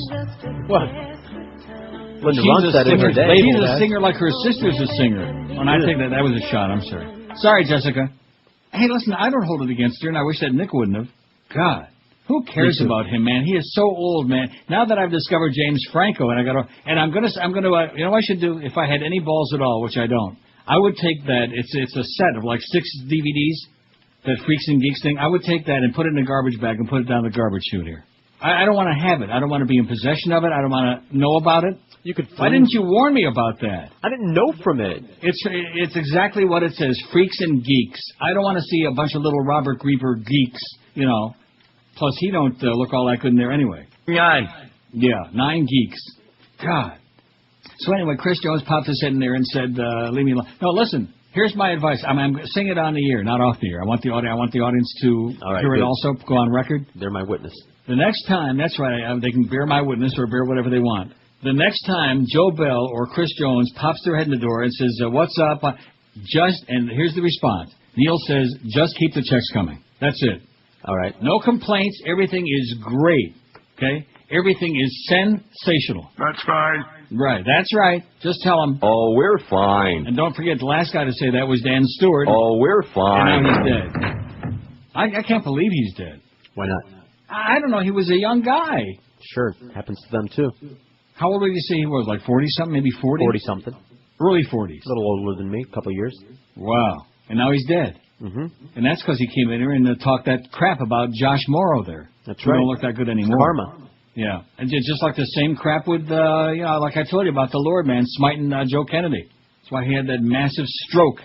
Although they still were able to fix the election in West Virginia in the primaries and the one in Illinois in the general election. All those dead people that voted in Chicago. You do know that's how Kennedy got elected in 1960, don't you? Yes, I do. Well, good. Saw that movie. But I guess now the Republicans are playing catch-up, boy. And, boy, when they get even and then some. A car dealership in Ohio. See, the Pope started a whole Simus here now. I wonder if the Pope eats carrot Simus. A car dealership in Ohio has decided not to run a commercial proclaiming a jihad on the U.S. auto market, a Muslim activist group said yesterday. Not a good idea. The Ohio chapter of the Council on American-Islamic Relations released a letter from the dealership offering an apology and saying the radio ad, which had never been aired, was a misguided attempt at humor. We appreciate the dealership's constructive reaction to feedback about the proposed ad, said Adnan Mirzra, director of the group's Ohio's office. We accept the apology and hope that it and the decision not to wear the spots will bring this incident to a close. In other words, please don't bomb us. The statement from the dealership, I'm not going to read the name of the dealership, in Columbus said, a large number of people have contacted us. A lot of them have seen the humor we were trying to convey, but far too many were clearly bothered by it. This was simply an attempt at humor that fell short. 2 employees at the dealership said they had been deluged with calls about the commercial. It also offered a sincere apology to anyone who was offended. Wow. Isn't that great? That's something. Council on American-Islamic Relations Sunday had complained publicly about plans for a commercial it said would have proclaimed a jihad on the U.S. auto market, offering Fatwa Fridays with sales representatives giving play swords to children. Oh, no. That's a great Fat idea. Fridays. We got Fatwa Fridays with sales reps giving play swords to kids. Misra said the council would likely contact it either offer some kind of cultural or sensitivity awareness training. Oh, no. Fatwa Friday. We can have that, can't we? Fatwa Friday? Better not.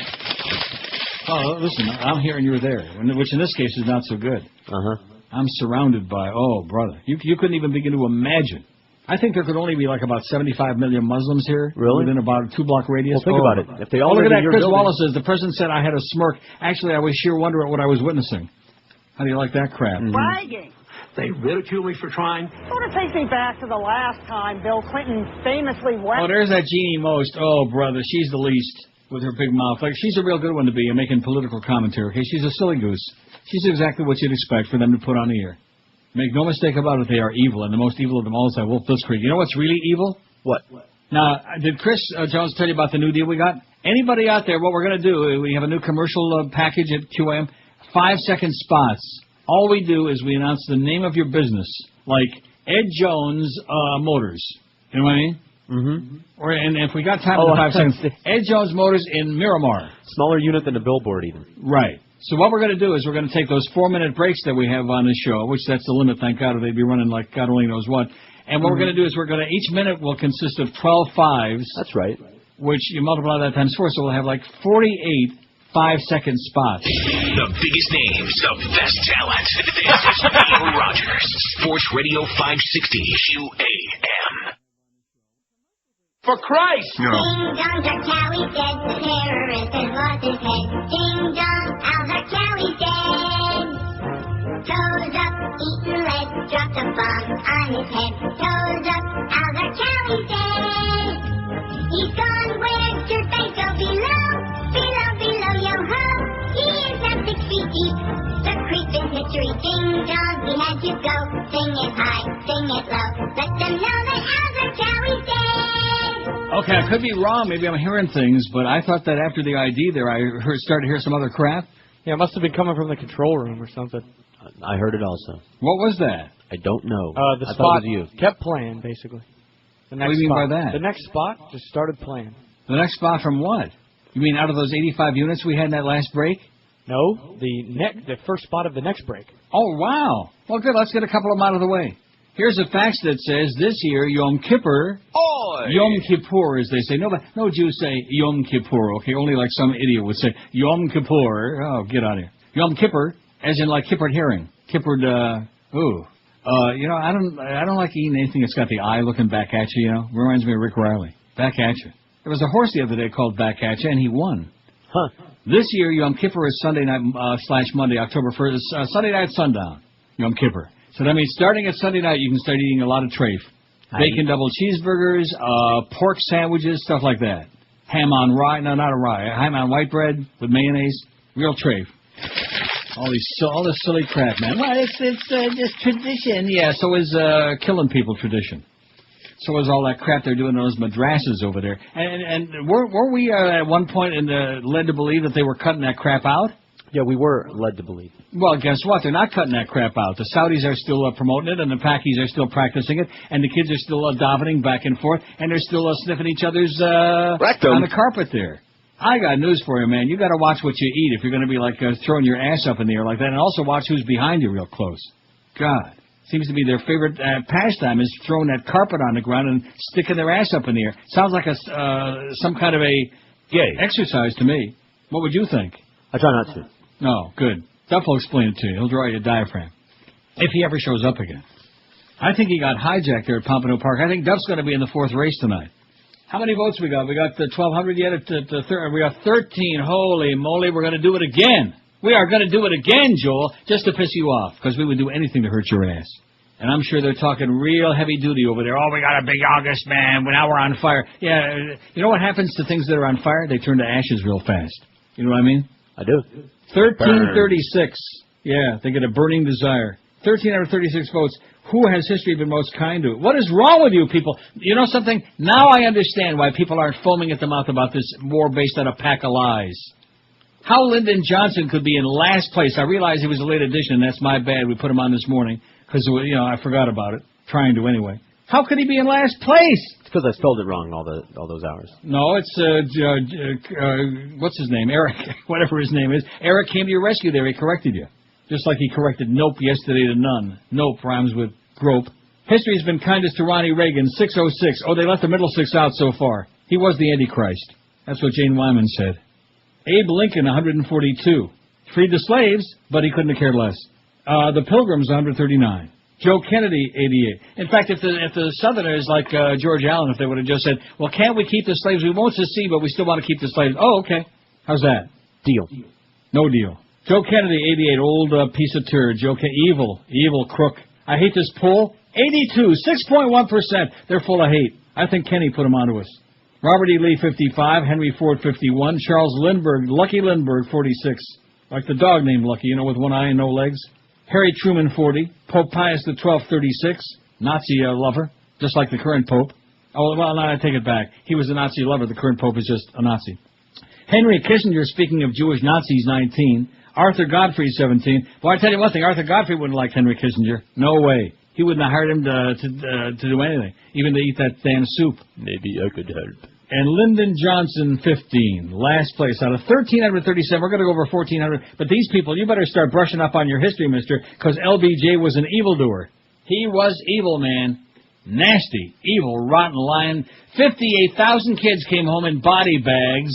And, of course, that not even to mention all the other thousands, if you saw Born on the 4th of July, who came home missing body parts like the ones we have now. They keep talking about the, 2,701 is the up-to-date figure dead in Iraq, American soldiers. They keep talking about that. What about the 20,000 injured, many of whom have missing body parts? Wounded. Yeah, that doesn't really just mean lightly anything. wounded, like right? Like our soldiers are lightly killed, right, by those roadside bombs.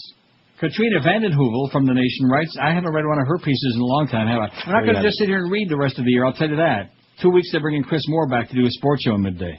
Chris and the Booster. That's right, Booster's Chris and Joe Zagacki. Now we're talking. Joe Zagacki sucks, okay? Okay. I miss Joe Zagacki. I'd like to hear him doing some of them Hurricane games. You miss him? Now, let's see, I'm just joking. Who's going to be on this weekend? Are they playing Hurricanes and they can't have another pass, you know? They can't keep hiding forever like our sales manager. Who are they playing this week? Playing Houston. But I thought the Dolphins are playing Houston. That's right. What a coinky-dink. You mean to say that both of the teams are playing little girls' teams? That's right. Get out of here. Hey, listen, for the Hurricanes... Yeah, that's true. Any team could be dangerous. Now, when's the BCC game? Last game of the year. Yeah. And that follows the Miami-Dade game, and they actually are playing FIU. The fact that they're playing FIU in football, you know, it's so unbelievable. It's just...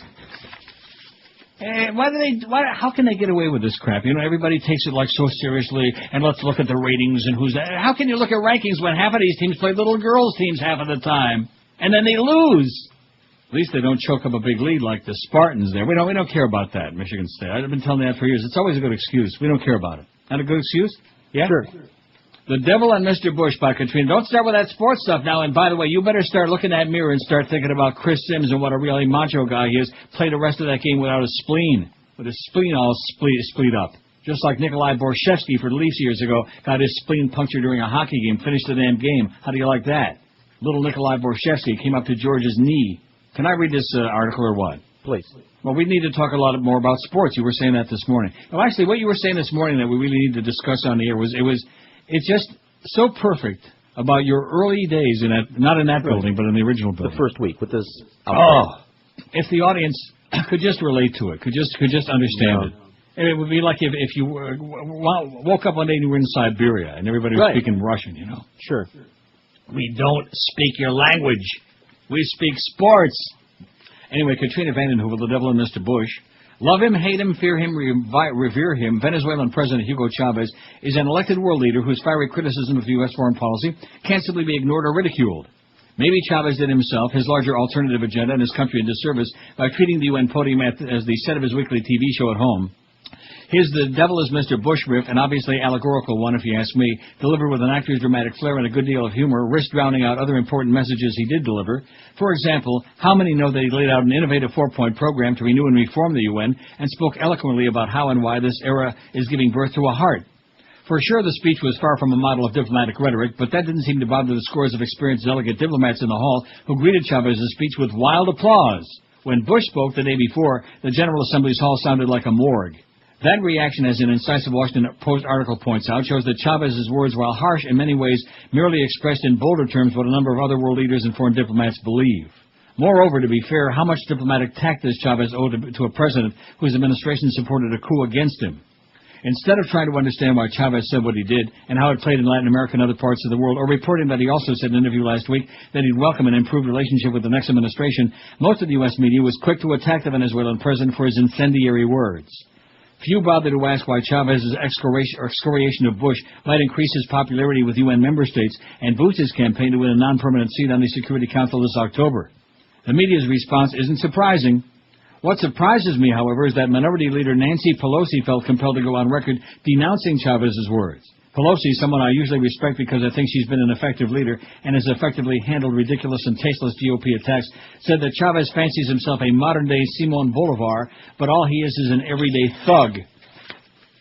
This bad soundbite of an attack certainly seems a distraction from more important issues the Democrats should be engaging and fighting for with just 44 days before Election Day. And if Pelosi felt it was so important to say something, weren't there more effective ways of putting Chavez's criticisms into context? Maybe talk about how unfortunate it is that Bush's policies have fueled unprecedented anti-Americanism abroad and such vitriolic rhetoric from foreign leaders? Maybe talk about why these are times when we need effective diplomacy and dialogue with countries like Venezuela, not name-calling? Some Democrats, like Senator Tom Harkin, got it right. Harkin said that while he believes Chavez's remarks were incendiary, he can understand the frustration and anger of certain people because of George Bush's policies. Seems like common sense to me. Says your girlfriend Katrina, and not the hurricane either. You go, girl. Yeah, Right. you go, Katrina. But I can't believe you didn't watch all that. The emotion and the outpouring there in New Orleans last night of the Superdome and all those new lights, those Klieg lights they got in there, man, looked like something out of Nazi Germany. Unbelievable. Of course, in the meantime, all those poor bastards whose homes are like in tatters and stuff. Why do I keep going through that? Because it's so typical, man. So typical. Yeah, you think they'd let them in the game, like, for free or something. You know what I mean? Hey, you're out of line, mister. And if I were you, I'd be donating your spleen to Chris Sims right now. I'd be on the phone. What, they let You're them a in young for free guy. during the In fact, hurricane? They let them in for free during the hurricane? I would call up FedEx right now and tell them you want to put your spleen in a package and send it to Chris right now. Or just send it to Chris Jones. Or maybe that's not the body part he's missing. What body? Well, never mind. I don't want to get you involved in the middle of it, okay? See, I always drag you, and you're the one that gets taken into Ding Dong School, and then Greg Reed takes you in there and has what was that all about that time? Remember that? Which time? No, not which time. That time that you were like, that was the time when he called me here. Congratulations on the book. Great book, Neil. And by the way, I've decided to terminate George Rodriguez. That time. Oh, that was the Inquisition. The Greg Reed Inquisition. Wow. What a joke. So anyway, that first day that you were working... that first week. And George discovered that these people speak the language, so not of radio, real. not of broadcasting. They speak the language of ball games and gambling. Remember all those guys that Hank used to have all his underlings there, including Stu Gatz? Some of those guys were across the street now, like little Stu Gatz. He was one of the protégés. They all had, Hank's bookie's phone number, and they were all in there plunging their guts out. Donnie B. Remember Donnie B? Boy, there was a pleasant guy. Wow. The only Donnie B. I like is Donnie Brasco. What was his problem? And then there was, of course, Jason Blogsbaugh, whatever his name was. Yeah, let's not talk about his claim to fame. We can't talk about that on the air, okay? No. Somebody's going to have to fill me in off the air, I guess. Well, let me just put it to you, okay? I will. In fact, you know something? I'll give you a musical hint. No, you don't know what it is. Yo, Jay. Yeah. It was the shape of a J. Yeah, one of those little brownie cameras, if I can use that expression. Yeah. And George will fill you in on the game. No, I'm good. I got it. Yeah, okay. The biggest names, the best talent. This is Neil Rogers, Sports Radio 560 QAM. Go to lunch. Will you go to lunch? No. I can't. That's not the good I can't close the leads are given you. These leads, they're old. I've seen that name. Well, the leads are assigned randomly. Yeah, what about the new leads, huh? The new leads. I can't close. Nobody can close them. They're old. The leads are garbage. Nobody can close. The leads are weak. All I need is a lead. Closing isn't always easy, especially if you're only given the old leads. What if with one phone call, you can get fresh new leads and actually close enough to get yourself on the Cadillac board? Get the chalk. Hey, get the chalk. Put me on the Cadillac board. It's not too good to be true. It's the Glengarry Leads, the leading provider of good leads on pink cards with gold ribbon wrapped around them, not the ones on the blue cards you're used to trying to close on. You hear me, you faggots? No matter what kind of property you're trying to close on, Glengarry has the leads you need. These are the new leads, and you don't get them. Unless you call now, 1-800... Glengarry Leads. They're for closers. That's 1-800... Get to work. That's 1-800... Have you made your decision for Christ? Call Glengarry Leads now, and you'll receive... $6,000 and one Cadillac. That's 1-800... Close! That was my bad at the beginning. What we were trying to say was... Go to lunch, George. Go to lunch. But I had the pocket... Will you go to lunch? You go. Okay. Because you kept trying to smoke it. Let's see. Here's a fax from Bruce. Says, thanks for a great show as usual. No problem. We're not talking about sports, but we're doing the best we can, okay, under very difficult circumstances. working with a bunch of people who speak some foreign language that we don't understand. Like that. Now, let's see. This says, Iran is definitely on the neocons' agenda. I work with a person whose son is a sergeant in the Army. Last June, his son was told he would redeploy to Iran in November. The American people are asleep, and our elected officials are MIA, baby, missing in action, to which we ask only that one question. Have you made your decision for Christ? How about that? There's that October-November surprise that Karl Rove is promising all of his congressional Republicans. It's the Iran attack. And if you think Iraq is a lot of fun, you ain't seen nothing yet. Great. 70 million people in Iraq, and they're in Iran rather, and they're so fanatical, man. They make the Iraqis look like Sunday school. The insurgents look like Sunday school kids, which some of them are. In fact, maybe that was the problem, too much Sunday school. 1,372 votes on that poll, baby. Lyndon Johnson's still in last place. It's just... They don't know from him. What are you talking about? What are you talking about? He left office at the end of 68. The old people in the audience are dying every day. He left office in 68. That's 38 years ago. That means if you were like 15, you'd be 53 now. You're right. Well, how about Robert E. Lee? How much did they know about him? Did they know him? How about Abe Lincoln, our first Jewish president? Did they know him? Who? So don't forget, on Yom Kippur, be sure you eat a lot of treif. I will. In fact, go back there on Friday before you leave. And find where Gary Sarner's desk is, and stick a bunch of treif, bacon cheeseburgers in his desk. All I'm going to do is I'm going to get the bacon from Howie's, and I'm going to smear the grease all over. That's it. Smear it. I'm going to teabag his keyboard with bacon. Smear it on his desk. Smear it on the bulletin board there. Smear it on his rectum. That's right. For Abramoff, lawmakers slandered teen sex slave. This story is so disgusting. A Texas congressman is denying charges. He slandered a foreign sex slave at the behest of Jack Abramoff, but documents obtained by TPM Muckraker contradict the Republicans' claims. That's tpmmuckraker.com is the website. In November 97, Representative Ralph Hall, Republican of Texas, publicly questioned the credibility of a teenage girl's claims that she'd been the victim of the sex trade in northern Mariana Islands. The statement which Representative Hall entered in the congressional record was prepared by Jack Abramoff, the lobbyist for the islands. She wanted to do nude dancing, Hall's statement said of the 15-year-old girl. She had earlier told federal investigators she'd been forced to work for a local nightclub in a nightly live sex show. Press accounts at the time detailed how the girl had been taken from her parents in the Philippines and forced to perform sex acts on stage and before video cameras at a Northern Mariana sex club. A 98 Department of Labor report confirmed those reports. Hall's challenger in Texas's 4th District, history professor Glenn Melanson, has made the episode a campaign issue. Melanson, whatever his name is. Melancon? Maricon? Melancan. No. When investigators discovered child prostitution and forced abortions on the Mariana Islands, Congressman Ralph Hall was paid for covering it up and publicly attacking one of the raped children reads postcards his campaign distributed to voters. Hall has called the charge an outright lie, but his office did not respond to our request for comment on this story. Records show that Abramoff's staff contacted Hall's office 15 times in the 2 months leading up to his statement in the congressional record. Hall is also denied being paid for making the statement, but oddly enough has revealed that Tom DeLay gave him money 10 years ago, according to the district's local newspaper, the Herald Banner.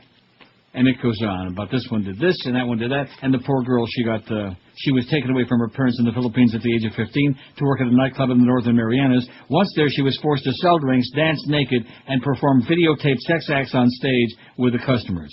She was eventually given asylum in Hawaii, where she lives today. You know, nothing like those good moral Republicans, man. I told you, they're all crooks.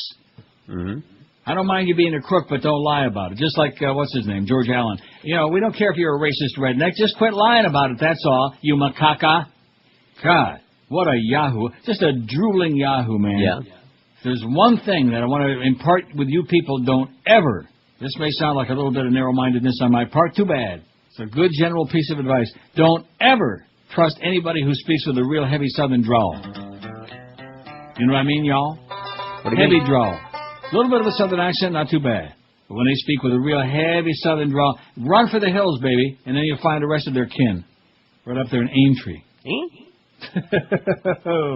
1382. Do you know that, what the hell's his name? What the hell's his name? Holbrook. Oh. They made a movie, a horrible, it's supposed to be like a rip-off of Deliverance, where these 4 buddies go out. What the hell's the name of that thing? Google Hal Holbrook, who's a great actor, but a horrible movie. And I'd like to see which one was first. It would seem to me that it had to be a rip-off of Deliverance. Please tell me it was. You know the name of the movie? No. Are you Googling Hal Holbrook or not? Yes. I could have done this like 20 minutes ago. God, is that thing slow. And I don't know, it's the internet connection. It's not the computer, it's the internet connection. You keep telling me that. He only made 1 million movies. What, Hal Holbrook? Do I have to look this up? 70-something. 110 movies. Woo! That's all I got to narrow it down from. Okay, I'm Googling right now. Just a minute. No, not Hal Milbrook. Oh, look what I wrote on there. Today, you're sure of a great surprise. If you go down in the woods today, you better go in disguise. For every bear that ever there was will gather there for certain, because today's the day. Hey, he was in Hercules. Well, it wasn't Hercules. It was a short name. Hal Holbrook. It wasn't All the President's Men. Let me do the. What I should have done was go to IMDb. Why the hell did I do that? That's what I'm at. Oh, well, now I just got on it by accident. Hal Holbrook, born 1925. God, is he old? He's still alive, too, by the way. He's 83. Let's see. The name of the movie was... oh, no, these are much too recent. Not Hush. Not My Own Country. Not Eve of God. Not Hercules. The Firm? No. Way, way before that. Day One? Fletch Lives? No. Under Siege? No. Rituals? Yes! Really? Where are you seeing that? Number 80. What did I tell you? 77. That was what I told you, Sunset Strip. Rituals. Now, what was the year for Deliverance? 72? 73? I was reading the description. It says, like Deliverance, mostly about a very thin veneer of civilization. 5.3 they give it. Boy, I'd take about 2 points away from that. Piece of garbage. Yeah, it's 72, Deliverance. Yeah, see, I told you. This is 5 years later. A really bad. And here's a review. Powerful, surreal, and disturbing. Right. Disturb my ass. I'll go get a stick. Good God. Are there any other reviews on this, or was that it? No, creepy as hell. And, well, maybe it is good. I don't know. I saw about 5 minutes of it and it looked like a really, really bad. And it's really shot dark, you know, like you could... Oh, I hate that. Real dark. Like you can't see anything like it's underwater. Darker than OJ on the cover of Time magazine. Really, you can't see a damn thing. Real dark and real dank. And like a real bad ripoff of Deliverance. But, you know, if they say it's great, I guess you'll have to go out and buy it for me. All right. 26 after 1, we got the Mad Dog at 2 today talking about that New Orleans game last night. There's sure a lot to say about that game, isn't there? Not. The biggest names, What is the there to best say? talent. This is Neil Rogers, Sports Radio Besides, they might have missed the bus. 560 Blow too much, you're in trouble.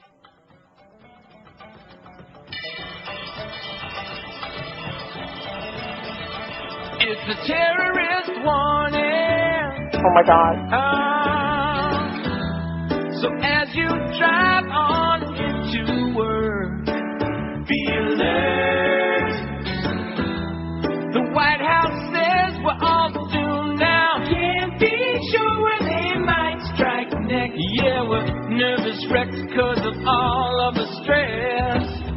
Rumsfeld says we better watch out. He used the word I fear, nuclear. It's a terrorist warning. The government says be prepared. And I'm scared. They say not if, but when now. Non-specific threats are a joke. Yeah, I think they're a hoax. They could give me a stroke.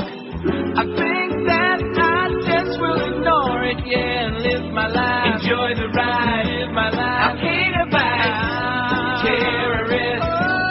Make me sick. Oh, look at that. Just into CNN, the intelligence report on Iraq, the one that the administration says, oh, no, they're just taking things out of context. It's going to be posted on the web at www.dni.gov. DNI.gov. I'm going to check it out during the next break. Meantime, a suspicious bag. I've seen a few of those. Sure. Prompted the evacuation of portions of Miami International Airport this afternoon for a very short time. Everything's hunky-dory now. Everything's fine. The area between concourses F and G was evacuated while a police bomb squad arrived to investigate. They noticed a bag at a screening checkpoint around noon. A suspicious bag. It's a sports show. Anyway, it's a suspicious bag. Well, as long as I'm whispering, you know, I might as well get it all in there. You know what I'm saying? It was suspicious, but everything's just fine. It was, you know, it was an accident, but nobody got hurt. So the airport's back open. Everybody's been told, go back, get on your plane, go have a good time. And, of course, between Concourse F and G, Concourse G at MIA, you know what's in there, don't you? Air Canada. Uh-oh. Some of them suspicious Canadians, eh? Could be. At any rate. So let's see, DNI.gov. Do we want to look this up right now? If you wish. Can you imagine how many hits there's going to be on that thing? But look at this. Lula's back in town. My. Yes.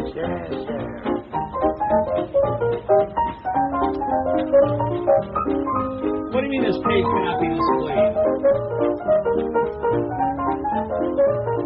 We can't find DNI.gov, it says. Maybe they ain't ready yet. What? Maybe it ain't ready yet. Well, Maybe what the you're hell does spelling that it mean wrong. they can't find it? I was just on CNN. They certainly wouldn't lie to us, would they? Yes. Huh? Put up a bogus... I read it I got my nose right up to the screen there to make sure I had the right website. Are you trying to find it? No. Well, you won't. Don't waste your time. I'll try it again during the next break, and then I'll try it in the middle of the break after that because we got 85 units in it. The planet's temperature... Now, you understand there's no such thing as global warming. It's just liberal propaganda? That's right. I knew that. The planet's temperature has climbed to levels not seen in thousands of years, warming that has begun to affect plants and animals. Researchers report in today's issue of the Proceedings of the National Academy of Sciences. The Earth has been warming at a rate of 0.36 degrees Fahrenheit per decade for the last 30 years. About 30, man. According to a research team led by James Hansen of NASA's Goddard Institute for Space Studies in New York. That brings the overall temperature to the warmest in the current interglacial period, which began about 12,000 years ago. Once again, there we go. There's the conflict, you see, between science and religion. 12,000 years ago, my ass. Because we know the Lord invented the universe and the whole business 5,000-6,000 years ago, right? Absolutely. In the year 2525 with Zager and Evans.